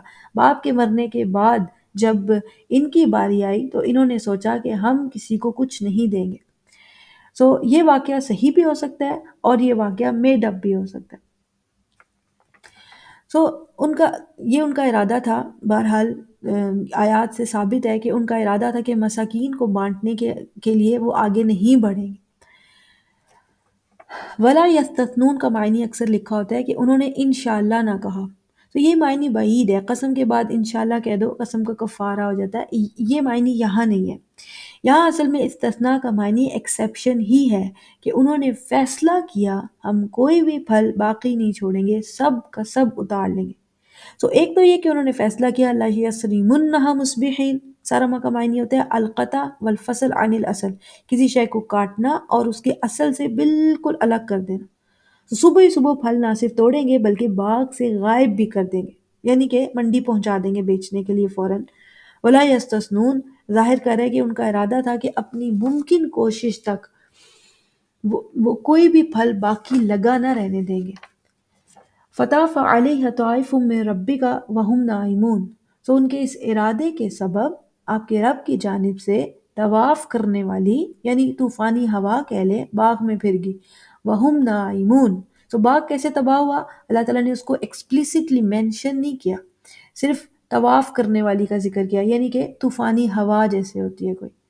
سو باغ برباد ہو گیا، وہم نائمون، جبکہ وہ سوئے ہوئے تھے، یعنی باغ والے بالکل بے خبر تھے کہ باغ کے ساتھ راتوں رات کیا ہو گیا، اور جو کچھ بھی باغ کے ساتھ ہوا یہ ان کے اپنے فیصلے کی وجہ سے تھا، کیونکہ آیت کے شروع میں فا ہے، فتافا، پھر، یعنی فا سببیہ، ان کے اپنی قسموں اور ان کے اپنے فیصلے کے سبب ایسا ہوا کہ باغ تباہ ہو گیا، فاصبحت کالسریم، تمام کا تمام باغ اجڑ کر رہ گیا۔ فتنادوا مصبحین، سو صبح ہی صبح وہ ایک دوسرے کو پکارنے لگے، یعنی ان سے صبر نہیں ہو رہا تھا اپنے مال کو مساکین اور ضرورت مندوں کی نظروں سے بالکل دور رکھا جائے۔ سو انہوں نے فیصلہ کیا ان اغدوا علی حرثکم ان کنتم صارمین، غدو اس وقت کو کہتے ہیں جو طلوع شمس سے پہلے کا ہوتا ہے، یعنی روشنی ہونے سے پہلے ہی کھیتوں کی طرف چلو۔ عربی میں انغدو الی حرثکم کا معنی ہوتا ہے صبح روشنی سے پہلے کھیتوں کی طرف چلو، لیکن یہاں اللہ تعالیٰ نے فرمایا انغدو علی حرثکم، صبح روشنی سے پہلے اپنے کھیتوں پر حاضر ہو جاؤ، یعنی الی ہوتا ہے اس کی طرف جانا، علی ہوتا ہے کہ یعنی وہاں پر قابض ہو جاؤ، اپنے کھیتوں پر جا کر چھا جاؤ تاکہ کوئی مسکین اس طرف نہ آ سکے۔ اور حرث بھی ایسے کھیت کو کہتے ہیں جس پہ کسان نے محنت کی ہو، زمین کھودی ہو، بیج ڈالا ہو، پانی دیا ہو، یعنی آپس میں ایک دوسرے کو محنت کی طرف اشارہ کرے تھے، ایک دوسرے کو موٹیویٹ کرے تھے، چلو چلو صبح ہی روشنی سے پہلے اپنی محنت پر جا کر قابض ہو جاؤ۔ یہ ہے معنی انغدو علی حرثکم میں۔ سو وہ نکلے، فانطلقوا وہم یتخافتون، وہ نکلے اور آپس میں سرگوشی کر رہے تھے، کلام کر رہے تھے، کیا کہ اللہ یدخلنہ اليوم علیکم مسکین۔ اس آیت کے الفاظ بہت ہی باکمال ہیں، یعنی ان کی کیفیت کی بہترین عکاسی کرتے ہیں۔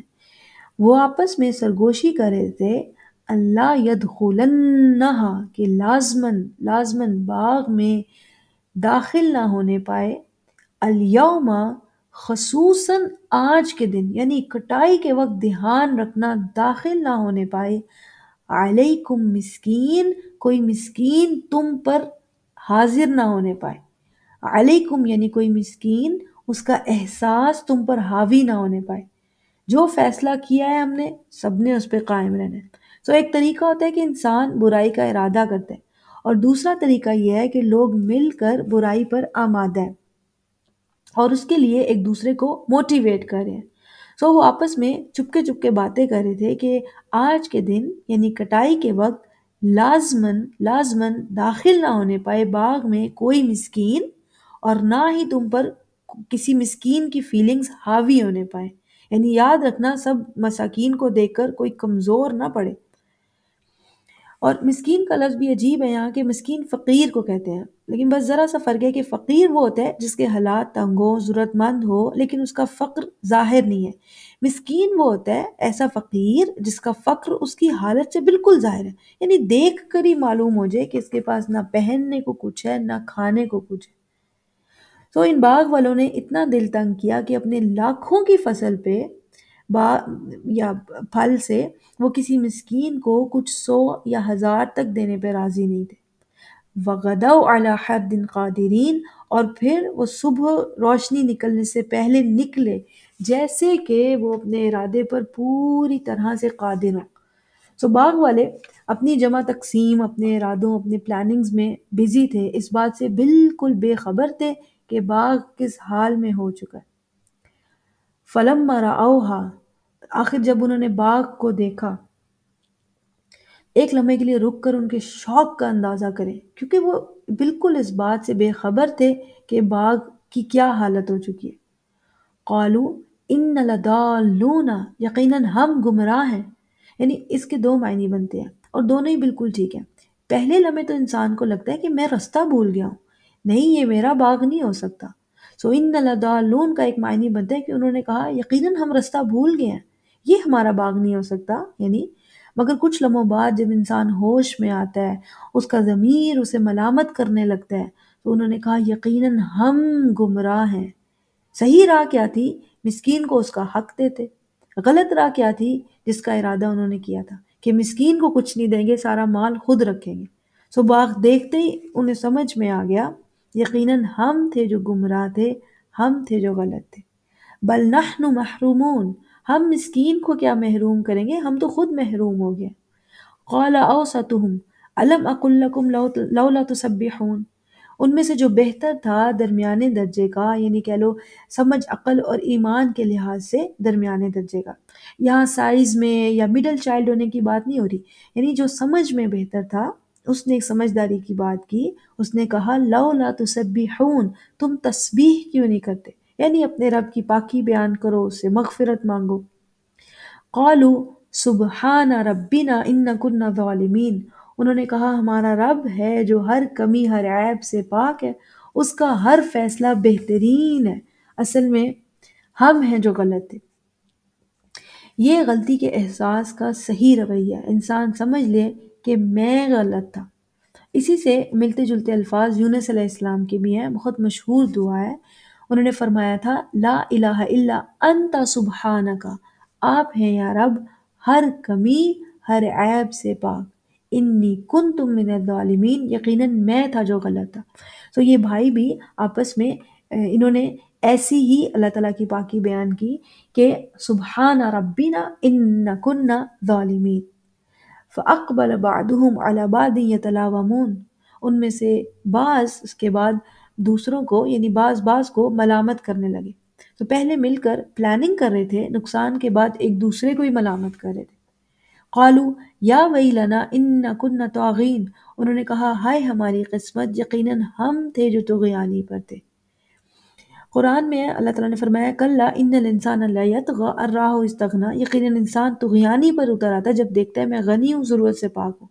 تو یہی ان کے ساتھ ہوا، مال کی کثرت کے باعث یہ طغیانی پر اتر آئے اور پھر مال جانے کے بعد پچھتائے۔ ساتھ ہی انہوں نے کہا عسیٰ ربنا ان یبدلنا خیرا منہا، امید ہے کہ ہمارا رب ہمیں اس سے بہتر عطا کرے۔ یعنی انہوں نے یہ نہیں کہا کہ ہمیں اس سے بہتر باغ عطا کرے، بلکہ انہوں نے فرمایا خیرن، کہ اس سے بہتر عطا کرے، چاہے جو بھی مال ہو، مغفرت ہو، دنیا میں ہو، آخرت میں ہو۔ وَإِنَّا إِلَىٰ رَبِّنَا إِنَّا إِلَىٰ رَبِّنَا راغبون، یقیناً ہم صرف اور صرف اپنے رب کی طرف رغبت رکھتے ہیں، ہم صرف اور صرف اسی سے خیر کی امید رکھتے ہیں۔ تو آپ دیکھیں کہ جب تک انہوں نے باغ دیکھا نہیں تھا، ان کی لینگویج، ان کا سٹائل، ان کی بات چیت، ان کے ارادے بالکل مختلف تھے، ان میں طغیانی تھی، برائی کے لیے ایک دوسرے کو موٹیویٹ کر رہے تھے۔ جس لمحے انہوں نے باغ دیکھا، اس کے بعد ان کا رویہ بالکل بدل گیا، ایسے جیسے وہ کبھی نافرمان تھے ہی نہیں۔ انہوں نے یہ بھی مان لیا ہم گناہ گار تھے، ہم گمراہ تھے، انہوں نے یہ بھی مان لیا ہم نافرمانی کر رہے تھے، ہمارا رب ہے جو ہر کمی سے پاک ہے، ہم تھے جو ظالمین تھے۔ تو اگلی آیت میں اللہ تعالیٰ نے فرمایا کذالک العذاب، ایسا ہی ہے عذاب کا اثر۔ اسے دیکھتے ہی انسان کی ساری نافرمانی ختم ہو جاتی ہے، رب سے لگاؤ ہو جاتا ہے۔ مال، اولاد، طاقت، اقتدار، جس کی بیس پہ انسان طغیانی پر، نافرمانی پر آمادہ ہوتا ہے، کذالک العذاب، عذاب دیکھتے ہی سارا ارادہ بدل جاتا ہے۔ وَلَعَذَابُ الْآخِرَةِ اکبر، یہ تو دنیا کے عذاب کا اثر ہے، اور آخرت کا عذاب لازماً زیادہ بڑا ہے، اس کا نقصان بھی زیادہ بڑا ہے۔ ابھی ان کا باغ ختم ہوا تھا، ان کے پاس گھر بار ہوں گے، اولاد تھی، صحت تھی، زندگی، بہت ساری نعمتیں تھیں، تو ایک نقصان نے ان کا احساس بدل دیا۔ آخرت کا نقصان تو دنیا کے نقصان سے کہیں زیادہ بڑھ کر ہوگا۔ لو کانوا یعلمون، کاش وہ لوگ اس بات کو جانیں۔ تو یہ قصہ صاحب مال، صاحب اقتدار ہونے پر نافرمانی کرنے والوں کا حال بتا رہا ہے۔ اس کے برعکس ان للمتقین عند ربهم جنات النعیم، یعنی ان للمتقین، یقیناً متقین کے لیے ان کے رب کے ہاں، عند ربهم جنات النعیم، نعمتوں بھری جنت نہیں، جنتیں ہیں، کئی جنتیں، ایک باغ نہیں، بہت سے باغات۔ یہ بہت ہی شاکنگ کمپیریزن ہے کہ سب کا حال عذاب والا نہیں ہوگا۔ متقین جو سنبھل سنبھل کر زندگی گزارنے والے ہیں، ان کا حال مختلف ہوگا۔ یعنی انسان کی اپنی چوائس ہے، at the end of the day وہ کون سی راہ اپناتا ہے۔ تو اللہ تعالیٰ نے اس کے بعد ایک سوال پوچھا ہے، افنجعل المسلمین کالمجرمین، کیا ہم مسلمین کا حال مجرمین جیسا کر دیں گے؟ مسلمین جو بچ بچ کر سنبھل کر چلنے والے ہیں، مسلمین جو تسلیم کرنے والے ہیں، کیا ہم ان کے ساتھ وہ رویہ رکھیں گے جو مجرمین کے ساتھ ہوتا ہے؟ جیسے مجرمین کا دنیا میں حال دیکھا کہ ان کا باغ اجڑ گیا ان کی غلط ارادے کی وجہ سے، ما لکم کیف تحکمون، کیا ہو گیا تمہیں، تم کیسے فیصلے کرتے ہو؟ یعنی کیسے تم سوچ سکتے ہو کہ مسلمین کا بھی وہی حال ہوگا جو مجرمین کا ہوتا ہے؟ کیف تحکمون، یعنی کس بیس پر تم ایسے فیصلے کرتے ہو؟ کیا عقلی دلیل ہے تمہارے پاس کہ مسلمین اور مجرمین کے ساتھ برابر سلوک کیا جائے گا؟ اس کے بعد آپ دیکھیں گے کہ کچھ آیات میں اللہ تعالیٰ کی طرف سے آرگیومنٹ ہے، سمجھانے کے لیے تین آپشنز نظر آئیں گی، تینوں کا ایک ہی طریقے پر ذکر ہے۔ ام لکم کتابن، کیا تمہارے پاس کوئی کتاب، کوئی سند ہے جس میں تم ایسی باتیں پڑھتے ہو کہ مسلمین اور مجرمین کا ایک جیسا حال ہوگا؟ ام لکم ایمان علینا، کیا تمہارے ہم پر کوئی وعدے ہیں جو ہم جنہیں پورا کرنا لازمی ہے، کہ ہم تمہیں بھی وہی پریورٹیز دیں گے جو مسلمین کو دیں گے؟ ام لہم شرکا، کیا ان کے پاس کوئی شریک ہیں جو زبردستی مسلمین جیسا حال کروا لیں گے ان کا؟ سو پہلی آپشن کیا ہے، ام لکم کتابن، کیا تمہارے پاس کوئی کتاب، کوئی لکھی ہوئی دلیل، کوئی سند ہے، فیہ تدرسون، جس میں تم پڑھتے ہو، ان لکم فیہ لما تخیرون، کہ یقیناً تمہارے لیے وہی کچھ ہوگا اس کتاب میں جو تم پسند کرو گے۔ یعنی جیسے آپ کسی ریسٹورنٹ جائیں، وہاں مینیو کارڈ پر بہت ساری آپشنز ہوتی ہیں، آپ تخیرون کرتے ہیں، پک اینڈ چوز، یعنی جو آپ کو پسند ہے وہ آرڈر کرتے ہیں۔ سو مینیو کارڈ پر ملٹیپل آپشنز ہوتی ہیں نا، اسٹارٹرز میں یہ ہے، مین کورس میں یہ ہے، ڈیزرٹس میں یہ ہے، ہر انسان وہ آرڈر کر سکے تاکہ جو اسے پسند ہے۔ اسی طرح ام لکم کتاب فیہ تدرسون، کیا تمہارے پاس کوئی کتاب ہے جس میں تم پڑھتے ہو، ان لکم فیہ، یقیناً تمہارے لیے اسپیشلی اس کتاب میں سے وہی ہوگا، لما تخیرون، جو تم اپنے لیے پسند کرو گے، یعنی تم اپنے لیے جنت کے جو درجے، جو فیسلٹیز، نعمتیں پسند کرو گے، تمہیں وہی ملتا جائے گا۔ ام لکم کتابن، کیا ہے تمہارے پاس کوئی ایسی کتاب، سند، لکھی ہوئی اتھینٹک ہے؟ دوسری آپشن ہے ام لکم ایمان، کیا تمہارے کوئی وعدے ہیں، علینا، اعلی مینس جو ہم پر واجب ہیں، جنہیں پورا کرنا ہمارے لیے لازم ہے، بالغتن یعنی مؤکدتن جو پکے وعدے ہیں، الی یوم القیامہ یعنی کہ ایسے پکے وعدے ہیں تمہارے جو ہم پر پورا کرنا واجب ہے، جب یوم القیامہ آئے گا ہم نے انہیں پورا کرنا ہی ہے۔ وعدہ کیا ہے؟ ان لکم لما تحکمون کہ یقیناً تمہارے لیے وہ ہوگا قیامت میں جیسا تم اپنے لیے فیصلہ کرو گے، یعنی کہ ایسے پکے وعدے قیامت کے دن تک کے لیے ہیں تمہارے جن کو پورا کرنا ہم پر لازم ہو۔ ام لکم ایمان، کیا ہے کوئی ایسا وعدہ؟ اس میں دو باتیں ہیں۔ قیامت تک ایسا وعدہ سوچ لینے کا مطلب یہ ہے کہ دنیا میں انسان جو بھی کرے، شر پھیلائے، فساد کا باعث بنے، مشکلات کا باعث بنے دوسروں کے لیے، قیامت میں اسے وہی ملے گا جو وہ چاہے گا، جو وہ اپنے لیے فیصلہ کرے گا، یعنی دنیا میں بھی منمانی کی اجازت اور آخرت میں بھی بے فکری۔ سلہم ایہم بذالک زعیم، پوچھو ان سے کہ کون ہے جو ایسے کسی وعدے کی ضمانت دے سکے۔ تیسری آپشن ہے ام لہم شرکا، کیا ان کے کوئی شریک ہیں، لہم یعنی ان کے لیے، یعنی ان کی مدد اور ان کی پروٹیکشن کے لیے، جو مجرمین کو ان کے جرائم کے باوجود سزا ملنے سے رکوا دے، اللہ تعالیٰ کے ہاں ان کی شیلڈ بن جائے، اللہ تعالیٰ کے فیصلوں کو ان کے لیے بدلوا دے۔ کیا ہے کوئی ایسے شرکا؟ فَلْيَأْتُوا بِشُرَكَائِهِمْ إِنْ كَانُوا صَادِقِينَ، تو پھر ایسے شرکا، ایسے معبودوں کو لے آئیں اگر یہ واقعی میں سچے ہیں، یا اگر وہ معبود اپنے جھوٹے دعووں میں سچے ہیں تو یہ لے آئیں اپنے شرکا کو۔ کس دن؟ یوم یکشف عن ساق، جس دن پنڈلی ظاہر کر دی جائے گی۔ کشف کا معنی ہوتا ہے عربی میں ابراز الشیء، یعنی کسی چھپی ہوئی شے کا ظاہر ہو جانا۔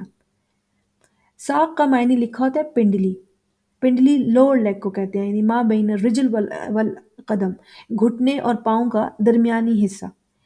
لیکن یہ بات نوٹ کر لیں کہ ساق کا لفظ پنڈلی کے لیے استعمال ہوتا ہے، اس کا معنی پنڈلی نہیں ہوتا۔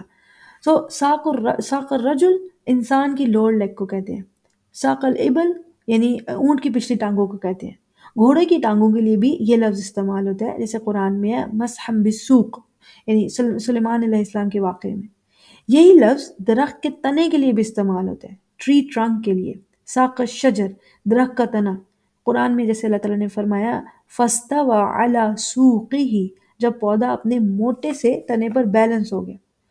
جیسے ساق الرجل یا ساق الابل انسان کو، اونٹ کو آگے بڑھنے میں مدد دیتا ہے، اسی طرح ساق الشجر درخت کا تنا درخت کو بلندی کے لیے مضبوط کرتا ہے، سپورٹ دیتا ہے۔ جب درخت کی شاخیں آسمان کی طرف بلند ہوں گی تو زیادہ سن لائٹ لینے کی وجہ سے درخت کی نشو و نما اچھی ہوتی ہے۔ یہی ساق کا لفظ سوق کے استعمال میں بازار کے لیے استعمال ہوتا ہے۔ یمشی فی الاسواق، سوق کی جمع اسواق ہوتی ہے، بازاروں میں چلتا پھرتا ہے، یہ بھی قرآن میں موجود ہے۔ سوق بازار یعنی جو سامان کو آگے ڈسٹریبیوٹ کرنے کی جگہ ہے، خرید و فروخت کی جگہ ہوتی ہے۔ یہ تمام ساق لفظ کے معنی ہے، استعمال ہے، اس کے یوزیج ہے، اس کا معنی نہیں ہے۔ ساق کا معنی کیا ہے پھر؟ ساق کا معنی ہے الدفع الی الامام او الی اعلی بقوہ، آگے کی طرف یا بلندی کی طرف پش کرنے والی شے۔ جب ساق الرجل ہو تو انسان کی پنڈلی لوور لیگ جو اسے آگے کی طرف پش کرتی ہے، چلنے میں مدد دیتی ہے۔ ساق الابل اونٹ کی ٹانگیں جو اسے آگے کی طرف چلاتی ہیں۔ اسی طرح سے ساق الشجر درخت کا تنا جو شاخوں کو بلندی کی طرف پش کرتا ہے۔ سوق یعنی جو بازار جو سامان کو خرید و فروخت کی طرف پش کرتا ہے، یعنی خرید و فروخت آسان بنا دیتا ہے۔ یہاں ذکر ہے یوم یکشف عن ساق، جب ساق ظاہر کر دی جائے گی۔ ان الفاظ کو زیادہ تر ایسے تفسیر کیا جاتا ہے کشفت الحرب عن ساقیہا، عربی میں کہتے ہیں، عربی محاورہ ہے کہ جنگ کی پنڈلی ظاہر ہو گئی، یعنی جنگ شدید ہو گئی۔ بعض مفسرون کہتے ہیں کہ یوم یکشف عن ساق یعنی اشد الساعت فی یوم القیامہ، قیامت کے دن کے شدید ترین لمحوں کو یوم یکشف عن ساق کہتے ہیں۔ بعض کہتے ہیں کہ کشف الحقیقہ، قیامت میں ہر شے کا ظاہر ہو جانا، یعنی انسان کے اعمال کا، جہنم کا، جزا اور سزا کا آغاز ہو جانا، یوم یکشف عن ساق ہے، یعنی جب قیامت کے شدید ترین لمحے ظاہر ہوں گے۔ یوم یکشف عن ساق کا یوزلی یہ معنی لیا جاتا ہے، قیامت کے شدید ترین لمحے، یا پھر جب قیامت کی اصل حقیقت ظاہر ہو جائے گی۔ یہ یوزل معنی ہے جو اس کا لیا جاتا ہے۔ اصل میں رسول اللہ صلی اللہ علیہ وسلم کی ایک حدیث مبارکہ ہے، یہ صحیح حدیث ہے، آج تک کسی محدث نے اسے ضعیف یعنی کمزور تک نہیں کہا۔ اس کے الفاظ 100% ایکسیپٹڈ ہیں۔ جب قرآن کے کسی معاملے میں حدیث رسول صلی اللہ علیہ وسلم سے ریفرنس مل جائے تو باقی ساری تعویلات کی ضرورت نہیں رہتی۔ حدیث افضل ترین مقام رکھتی ہے۔ رسول اللہ صلی اللہ علیہ وسلم نے فرمایا، ابھی سعد خدری کی مشہور روایت ہے، یکشف ربنا عن ساقہ، ہمارا رب اپنی پنڈلی ظاہر فرمائے گا، عن ساقہ، اپنی پنڈلی ظاہر فرمائے گا۔ اب ساق کا معنی پنڈلی نہیں ہوتا، یہ لفظ پنڈلی کے لیے، لوور لیگ کے لیے استعمال ہوتا ہے، کسی کو آگے بڑھانے والی یا بلندی کی طرف لے جانے والی شے کو ساق کہا جاتا ہے۔ اگر اس کا معنی یہاں پنڈلی یعنی لوور لیگ بھی لیا جائے تو گھبرانا نہیں چاہیے۔ اللہ تعالیٰ کے بارے میں قرآن میں موجود ہے، لیس کمثلہ شیء، اس کی کوئی تمثیل نہیں ہے، کوئی شے اس کی اگزامپل، اس کی مثال نہیں ہے۔ جیسے قرآن میں ہے، خلقتہ بیدی، انسان کو میں نے اپنے ہاتھوں سے بنایا۔ اللہ تعالیٰ کے لیے ہاتھوں کا لفظ ہے، مگر ہاتھوں کی کیفیت ہم نہیں جان سکتے، کسی انسان سے نہیں ملا سکتے۔ اسی طرح قرآن میں اللہ تعالیٰ نے فرمایا ہے، وَيَبْقَى وَجْهِ رَبِّكَ ذُو الْجَلَالِ وَالْإِكْرَامِ، وجہ چہرے کو کہتے ہیں، تو اللہ تعالیٰ کے لیے چہرے کا لفظ ہے، مگر اسے انسانوں جیسا تعبیر تو نہیں کریں گے۔ اسی طرح وہ سمیع ہے، بصیر ہے، اس کا سننا اور دیکھنا آنکھوں یا کانوں کا محتاج نہیں ہے۔ وَلَمْ يَكُنْ لَهُ كُفُوًا أَحَدٌ، یعنی اس کا کوئی ایک بھی برابر یا تمثیل نہیں ہے۔ تو جب رسول اللہ صلی اللہ علیہ وسلم نے فرمایا یوم یکشف ربنا عن ساقہ، ہمارا رب اپنی پنڈلی ظاہر فرمائے گا، اس کی کیفیت ہم نہیں جان سکتے۔ ہاں، یہ کوئی ایسی تجلی ہے جس کی وجہ سے اہل ایمان اپنے رب کو پہچان لیں گے، کیونکہ حدیث کے باقی الفاظ ہیں فَيَسْجُدُ كُلُّ مُؤْمِنٍ وَمُؤْمِنَةٍ، تو تمام مرد اور عورت سجدے میں چلے جائیں گے۔ سجدہ قرب کے لیے ہوتا ہے۔ رسول اللہ صلی اللہ علیہ وسلم کی جیسے حدیث بھی ہے، اقرب ما یکون العبد من ربہ وہو ساجد، انسان اپنے رب سے قریب ترین تب ہوتا ہے جب وہ سجدے میں ہوتا ہے۔ تو مومن مرد اور مومن عورت جو دنیا میں سجدے کرتے تھے قرب حاصل کرنے کے لیے، قیامت میں اس وقت وہ ہی سجدہ کر پائیں گے اور اللہ تعالیٰ کا قرب حاصل کر لیں گے۔ حدیث میں مزید ہے، وَيَبْقَى مَنْ كَانَ يَسْجُدُ فِي الدُّنْيَا ریان و سمعتن، اور جو دکھاوے اور شہرت کے لیے سجدہ کرتے تھے وہ باقی رہ جائیں گے۔ فَيَذْهَبُ لِيَسْجُدَ فَيَعُودُ ظَهْرُهُ طَبَقًا وَاحِدًا، یہ سجدے کرنے کی کوشش کریں گے اور لیکن ان کی کمر تختے کی طرح ہو جائے گی، یعنی بینڈ نہیں ہوگی۔ جو لوگ دکھاوے کے لیے، شہرت کے لیے سجدہ کرتے تھے، اور جو لوگ مومنین ہوں گے وہ سجدہ کر پائیں گے۔ اس آیت میں اللہ تعالیٰ نے فرمایا یوم یکشف عن ساق، جس دن آپ کہہ لیں گے نور عظیم ظاہر کر دیا جائے گا، مومن مرد اور مومن عورتیں اپنے رب کا قرب حاصل کر لیں گے۔ اللہ تعالیٰ نے فرمایا وَيُدْعَوْنَ إِلَى السُّجُودِ فَلَا يَسْتَطِيعُونَ، انہیں کفر، انہیں سجدے کے لیے، قرب کے لیے بلایا جائے گا لیکن ان میں استطاعت نہیں ہوگی سجدہ کرنے کی۔ خاشعۃ ابصارہم ترہقہم ذلہ، ان کی آنکھوں میں اس وقت خوف ہوگا اور ان پر ذلت چھائی ہوگی۔ کیوں ذلت؟ کیونکہ جب جن خداؤں کے پیچھے یہ بھاگتے تھے یا ان پر بھروسہ کرتے تھے دنیا میں، وہ تو اصل خدا تھے ہی نہیں۔ ایسا نہیں ہے کہ انہیں دنیا میں موقع نہیں دیا گیا تھا، وَقَدْ كَانُوا يُدْعَوْنَ إِلَى السُّجُودِ وَهُمْ سَالِمُونَ، انہیں سجدے کے لیے بلایا جاتا تھا جب یہ دنیا میں تھے، اللہ تعالیٰ کے قرب کے طریقے بتائے جاتے تھے، یہ اگنور کرتے تھے۔ یہ تو آخرت کا نقصان ہو گیا کہ آخرت میں انہیں اللہ تعالیٰ کا قرب نہیں ملے گا۔ دنیا میں کیا نقصان ہے اللہ تعالیٰ سے دور رہنے کا، یا اس دین کو انکار کرنے کا، یا رسول کے اگینسٹ کھڑا ہونے کا؟ اللہ تعالیٰ نے فرمایا فَذَرْنِي وَمَن يُكَذِّبُ بِهَذَا الْحَدِيثِ، آخرت کے عذاب کے بعد اب دنیا کی سزا کی بات ہو رہی ہے۔ ذر یعنی ترک توجہ، اپنی توجہ ہٹا لو اور معاملہ مجھ پہ چھوڑ دو۔ کس کا؟ وَمَن يُكَذِّبُ بِهَذَا الْحَدِيثِ، جو اس کلام کو سننے کے بعد اس کا جان بوجھ کر انکار کرے، ایسے شخص کا معاملہ مجھ پہ چھوڑ دو۔ اس کا یہ معنی نہیں ہے کہ دعوت و تبلیغ ایسے انسان کو نہ کی جائے، بلکہ اس کا معنی ہے کہ نتیجے کی پرواہ نہ کرو۔ جو شخص اس کلام کا جان بوجھ کر انکار کرے، ایسے انسان کا دنیا میں کیا نتیجہ نکلے گا، یہ معاملہ مجھ پر چھوڑ دو۔ سَنَسْتَدْرِجُهُم مِّنْ حَيْثُ لَا يَعْلَمُونَ، درجہ بدرجہ ہم انہیں تباہی کی طرف لے جائیں گے، ایسے کہ انہیں خود بھی معلوم نہیں ہوگا۔ استدراج یعنی درجہ بدرجہ، درجات ہمیشہ بلندی کی طرف ہوتے ہیں، یعنی سنستدرجہم، جلد ہی ہم انہیں درجہ بدرجہ تباہی کی طرف بڑھاتے جائیں گے، بڑھاتے جائیں گے، من حیث لا یعلمون، ایسے طریقوں پہ کہ انہیں خود بھی معلوم نہیں ہوگا۔ وَأُمْلِي لَهُمْ، اور میں انہیں ڈھیل دے رہا ہوں۔ املا یعنی ڈھیل دینا، توسیع اور تاخیر، ٹو ڈیلے۔ جیسے بھیڑ کو رسی باندھ کر چھوڑ دیا جائے، اسے ڈھیل ہے کہ جہاں چاہے چر لے، مگر وہ قابو سے باہر تو نہیں ہوگی۔ وَأُمْلِي لَهُمْ، یعنی میں انہیں ڈھیل دے رہا ہوں لیکن یہ میرے کنٹرول سے باہر نہیں ہے۔ اِنَّ کَیدی متین، یقیناً میری چال بہت مضبوط ہے۔ قید ایسی تدبیر کو کہتے ہیں جو خفیہ بھی ہو، یا خفیہ بھی ہو سکتی ہے، اعلانیہ، دونوں طرح ہو سکتی ہے۔ ان قیدی متین، یعنی میری تدبیر، میری پلاننگ متین ہے، اس میں متانت ہے، سنجیدگی ہے، اسٹیبلٹی ہے، means it is not shaky. اگر پچھلی آیات کا خلاصہ دیکھیں، اللہ تعالیٰ نے فرمایا تھا کہ کیا تمہیں لگتا ہے کہ مسلمین اور مجرمین کا انجام برابر ہوگا؟ کیا تمہارے پاس کوئی کتاب ہے یا کوئی وعدہ جسے پورا کرنا ہم پر واجب ہے، یا کوئی شرکا جو تمہیں من پسند انجام دلوا دیں گے؟ جب کوئی ایسی آپشن نہیں ہے تو پھر واضح ہے کہ مجرمین دنیا اور آخرت دونوں میں نقصان میں ہے۔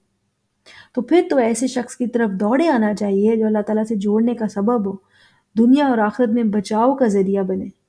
اللہ تعالیٰ نے فرمایا ام تسألہم اجرن، کیا آپ ان سے کوئی اجر مانگ رہے ہیں؟ یہ سوال انکار کے معنی میں ہے کہ آپ ان سے کوئی اجر بھی نہیں مانگ رہے، پھر آپ کے قریب آنے میں، آپ سے دین لینے میں تردد کیوں کر رہے ہیں؟ پھر آپ کی اطاعت میں، آپ سے دین حاصل کرنے میں دور دور کیوں ہیں؟ کیوں خود کو تباہی کی طرف لے کر جا رہے ہیں؟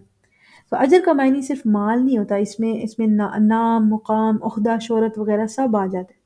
یعنی کہ آپ ان سے کوئی اجر مانگ رہے ہیں، کوئی دولت، کوئی نام، کوئی شہرت، کہ اس کے بوجھ تلے یہ دبے جا رہے ہیں۔ تو رسول اصل میں اپنی خدمت کے لیے انسانوں سے کوئی اجر طلب نہیں کرتے۔ یہ کانسیپٹ سورۃ الشعراء میں بار بار ریپیٹ ہوا ہے، وما اسألکم علیہ من اجر ان اجری الا علی رب العالمین۔ ہر رسول نے اپنی قوم سے فرمایا ہے کہ میں تم سے کوئی اجر طلب نہیں کرتا، میرا اجر صرف اور صرف رب العالمین کے پاس ہے۔ اگر رسول سے دور ہے تو دوسری آپشن کیا ہے خود کو دنیا اور آخرت میں بچانے کی؟ رسول سے وہ یہ کہ رسول کو الگ کر کے خود ہی دین حاصل کر لیا جائے تاکہ دنیا اور آخرت میں انسان برباد ہونے سے بچ سکے۔ اللہ تعالیٰ نے فرمایا ام عندہم الغیب، کیا ان کے پاس علم الغیب کی ایکسیس ہے؟ اس دنیا کا علم جو ہے وہ فزیکل ورلڈ کا علم ہے، وہ انسان خود حاصل کرتا چلا جاتا ہے، نسل در نسل انسان دنیاوی علم میں زیادہ بہتر ہوتا چلا جاتا ہے۔ مگر جو علم الغیب ہے، اس کا صحیح راستہ صرف اور صرف رسول ہے۔ رسول کو الگ کر کے علم الغیب کبھی حاصل نہیں کیا جا سکتا، کیونکہ علم الغیب کے لیے اللہ تعالیٰ خود رسولوں کو چنتا ہے، اور کرائٹیریا کیا ہے جو اس صورت کے آغاز میں تھا، وَإِنَّكَ لَعَلَىٰ خُلُقٍ عَظِيمٍ۔ اگر رسول کے علاوہ یہ دنیا اور آخرت کی کامیابی کے طریقے جاننا چاہیں تو نہیں جان سکتے۔ اطاعت رسول لازمی ہے، اسی لیے کوئی اگر مسلمان ہونا چاہتا ہے تو اس کے لیے دو گواہیاں کہنا لازم ہے۔ ایک یہ کہے کہ اشہد ان لا الہ الا اللہ، اور دوسرا یہ کہ وہ کہے واشہد ان محمد عبدہ ورسولہ۔ اللہ تعالیٰ نے فرمایا ام عندہم الغیب، کیا ان کے پاس غیب حاصل کرنے کا کوئی راستہ ہے؟ فہم یکتبون، یہ خود ہی لکھ لیں کہ اللہ تعالیٰ کی رضا حاصل کرنے کے کیا طریقہ کار ہیں، دنیا اور آخرت میں کامیابی کے کیا طریقہ کار ہیں، کیونکہ رسول سے دین لینے میں یہ پیچھے پیچھے۔ ایٹ دا اینڈ اللہ تعالیٰ نے فرمایا فَاصْبِرْ لِحُکْمِ رَبِّکَ۔ ان حالات میں اللہ تعالیٰ نے رسول اللہ صلی اللہ علیہ وسلم کو، ان کے ساتھیوں کو اور ہر مبلغ دین کے لیے پیغام دیا ہے، فَاصْبِرْ، اپنے رب کے فیصلے پر بھروسہ کرتے ہوئے انتظار کریں، یعنی کہ اپنی ڈیڈیکیشن شو کرتے رہیں۔ وَلَا تَكُنْ كَصَاحِبِ الْحُوتِ، اور مچھلی والے یونس علیہ السلام کی طرح نہ ہو جانا۔ یونس علیہ السلام کا ذکر قرآن میں صرف 5 بار ہے، ایک مرتبہ سورۃ الانعام میں، وہاں باقی انبیاء کے ناموں کے ساتھ ان کے نام کا ذکر ہے، لیکن وہاں ان کے بارے میں کوئی ڈیٹیل نہیں ہے۔ اس کے بعد سورہ یونس میں ان کا ذکر ہے۔ سورہ یونس کی کل 109 آیات ہیں، لیکن صرف ایک آیت ہے، اور وہ بھی قوم یونس کے بارے میں، اسی پہ اس سورۃ مبارکہ کا نام ہے۔ یہ قرآن کے بلاغی اسرار میں سے ہڈن ٹریئرز آف قرآن کے جس سورت کا نام اللہ تعالیٰ نے یونس رکھا ہے، اس میں یونس علیہ السلام کا ڈائریکٹ ذکر نہیں ہے۔ لیکن اگر دیکھا جائے صورتوں کی ترتیب میں، سب سے پہلی صورت جو کسی نبی کے نام پر ہے وہ سورہ یونس ہی ہے۔ سو اس کے بعد یونس علیہ السلام کا ذکر سورۃ الانبیاء میں ہے، پھر سورۃ الصافات میں، اور آخر میں سورۃ القلم میں۔ یعنی یونس علیہ السلام کے بارے میں جو ڈیٹیل ہے وہ صرف 3 صورتوں میں ہی ہے۔ یونس علیہ السلام کے بارے میں بہت کم لوگ جانتے ہیں، اور بہت سے من گھڑت واقعات ان کے بارے میں ایکسپلین کر دیے جاتے ہیں۔ ایک یہ کہ وہ اپنی قوم کو اس لیے چھوڑ کر چلے گئے تھے کہ انہوں نے کہا تھا کہ اب 3 دن میں تم پر عذاب الہی نازل ہو جائے گا۔ 3 دن بعد جب عذاب الہی نہ نازل ہوا تو وہ قوم کو چھوڑ کے چلے گئے، کیونکہ ان کی قوم کا اصول تھا کہ جھوٹ بولنے والے کو وہ قتل کر دیتے تھے۔ انہوں نے شہادت سے بچنے کے لیے راہ فرار اختیار کی۔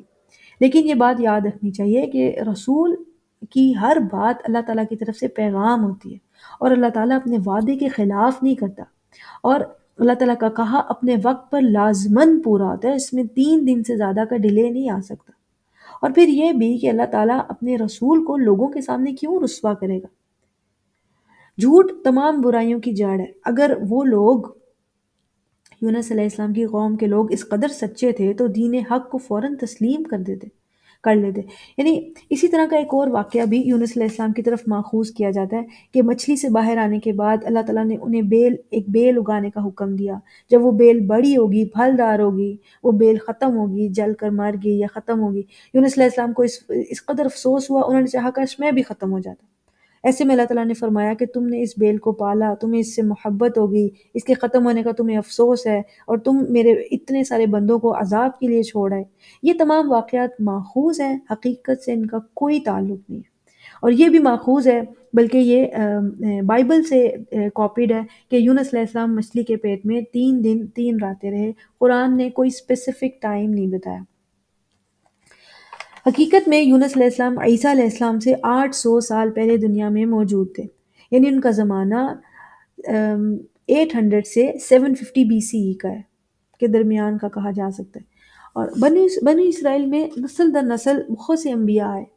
اس زمانے میں 800 بی سی ای میں ایک نبی الیاس علیہ السلام تھے، ان کا ذکر قرآن میں بھی ہے۔ ان کے حواریین میں سے، یعنی فالوورز میں سے، ایک شخص کا نام یاسع تھا۔ الیاس علیہ السلام کے انتقال کے بعد یاسع علیہ السلام کو نبوت کا درجہ ملا۔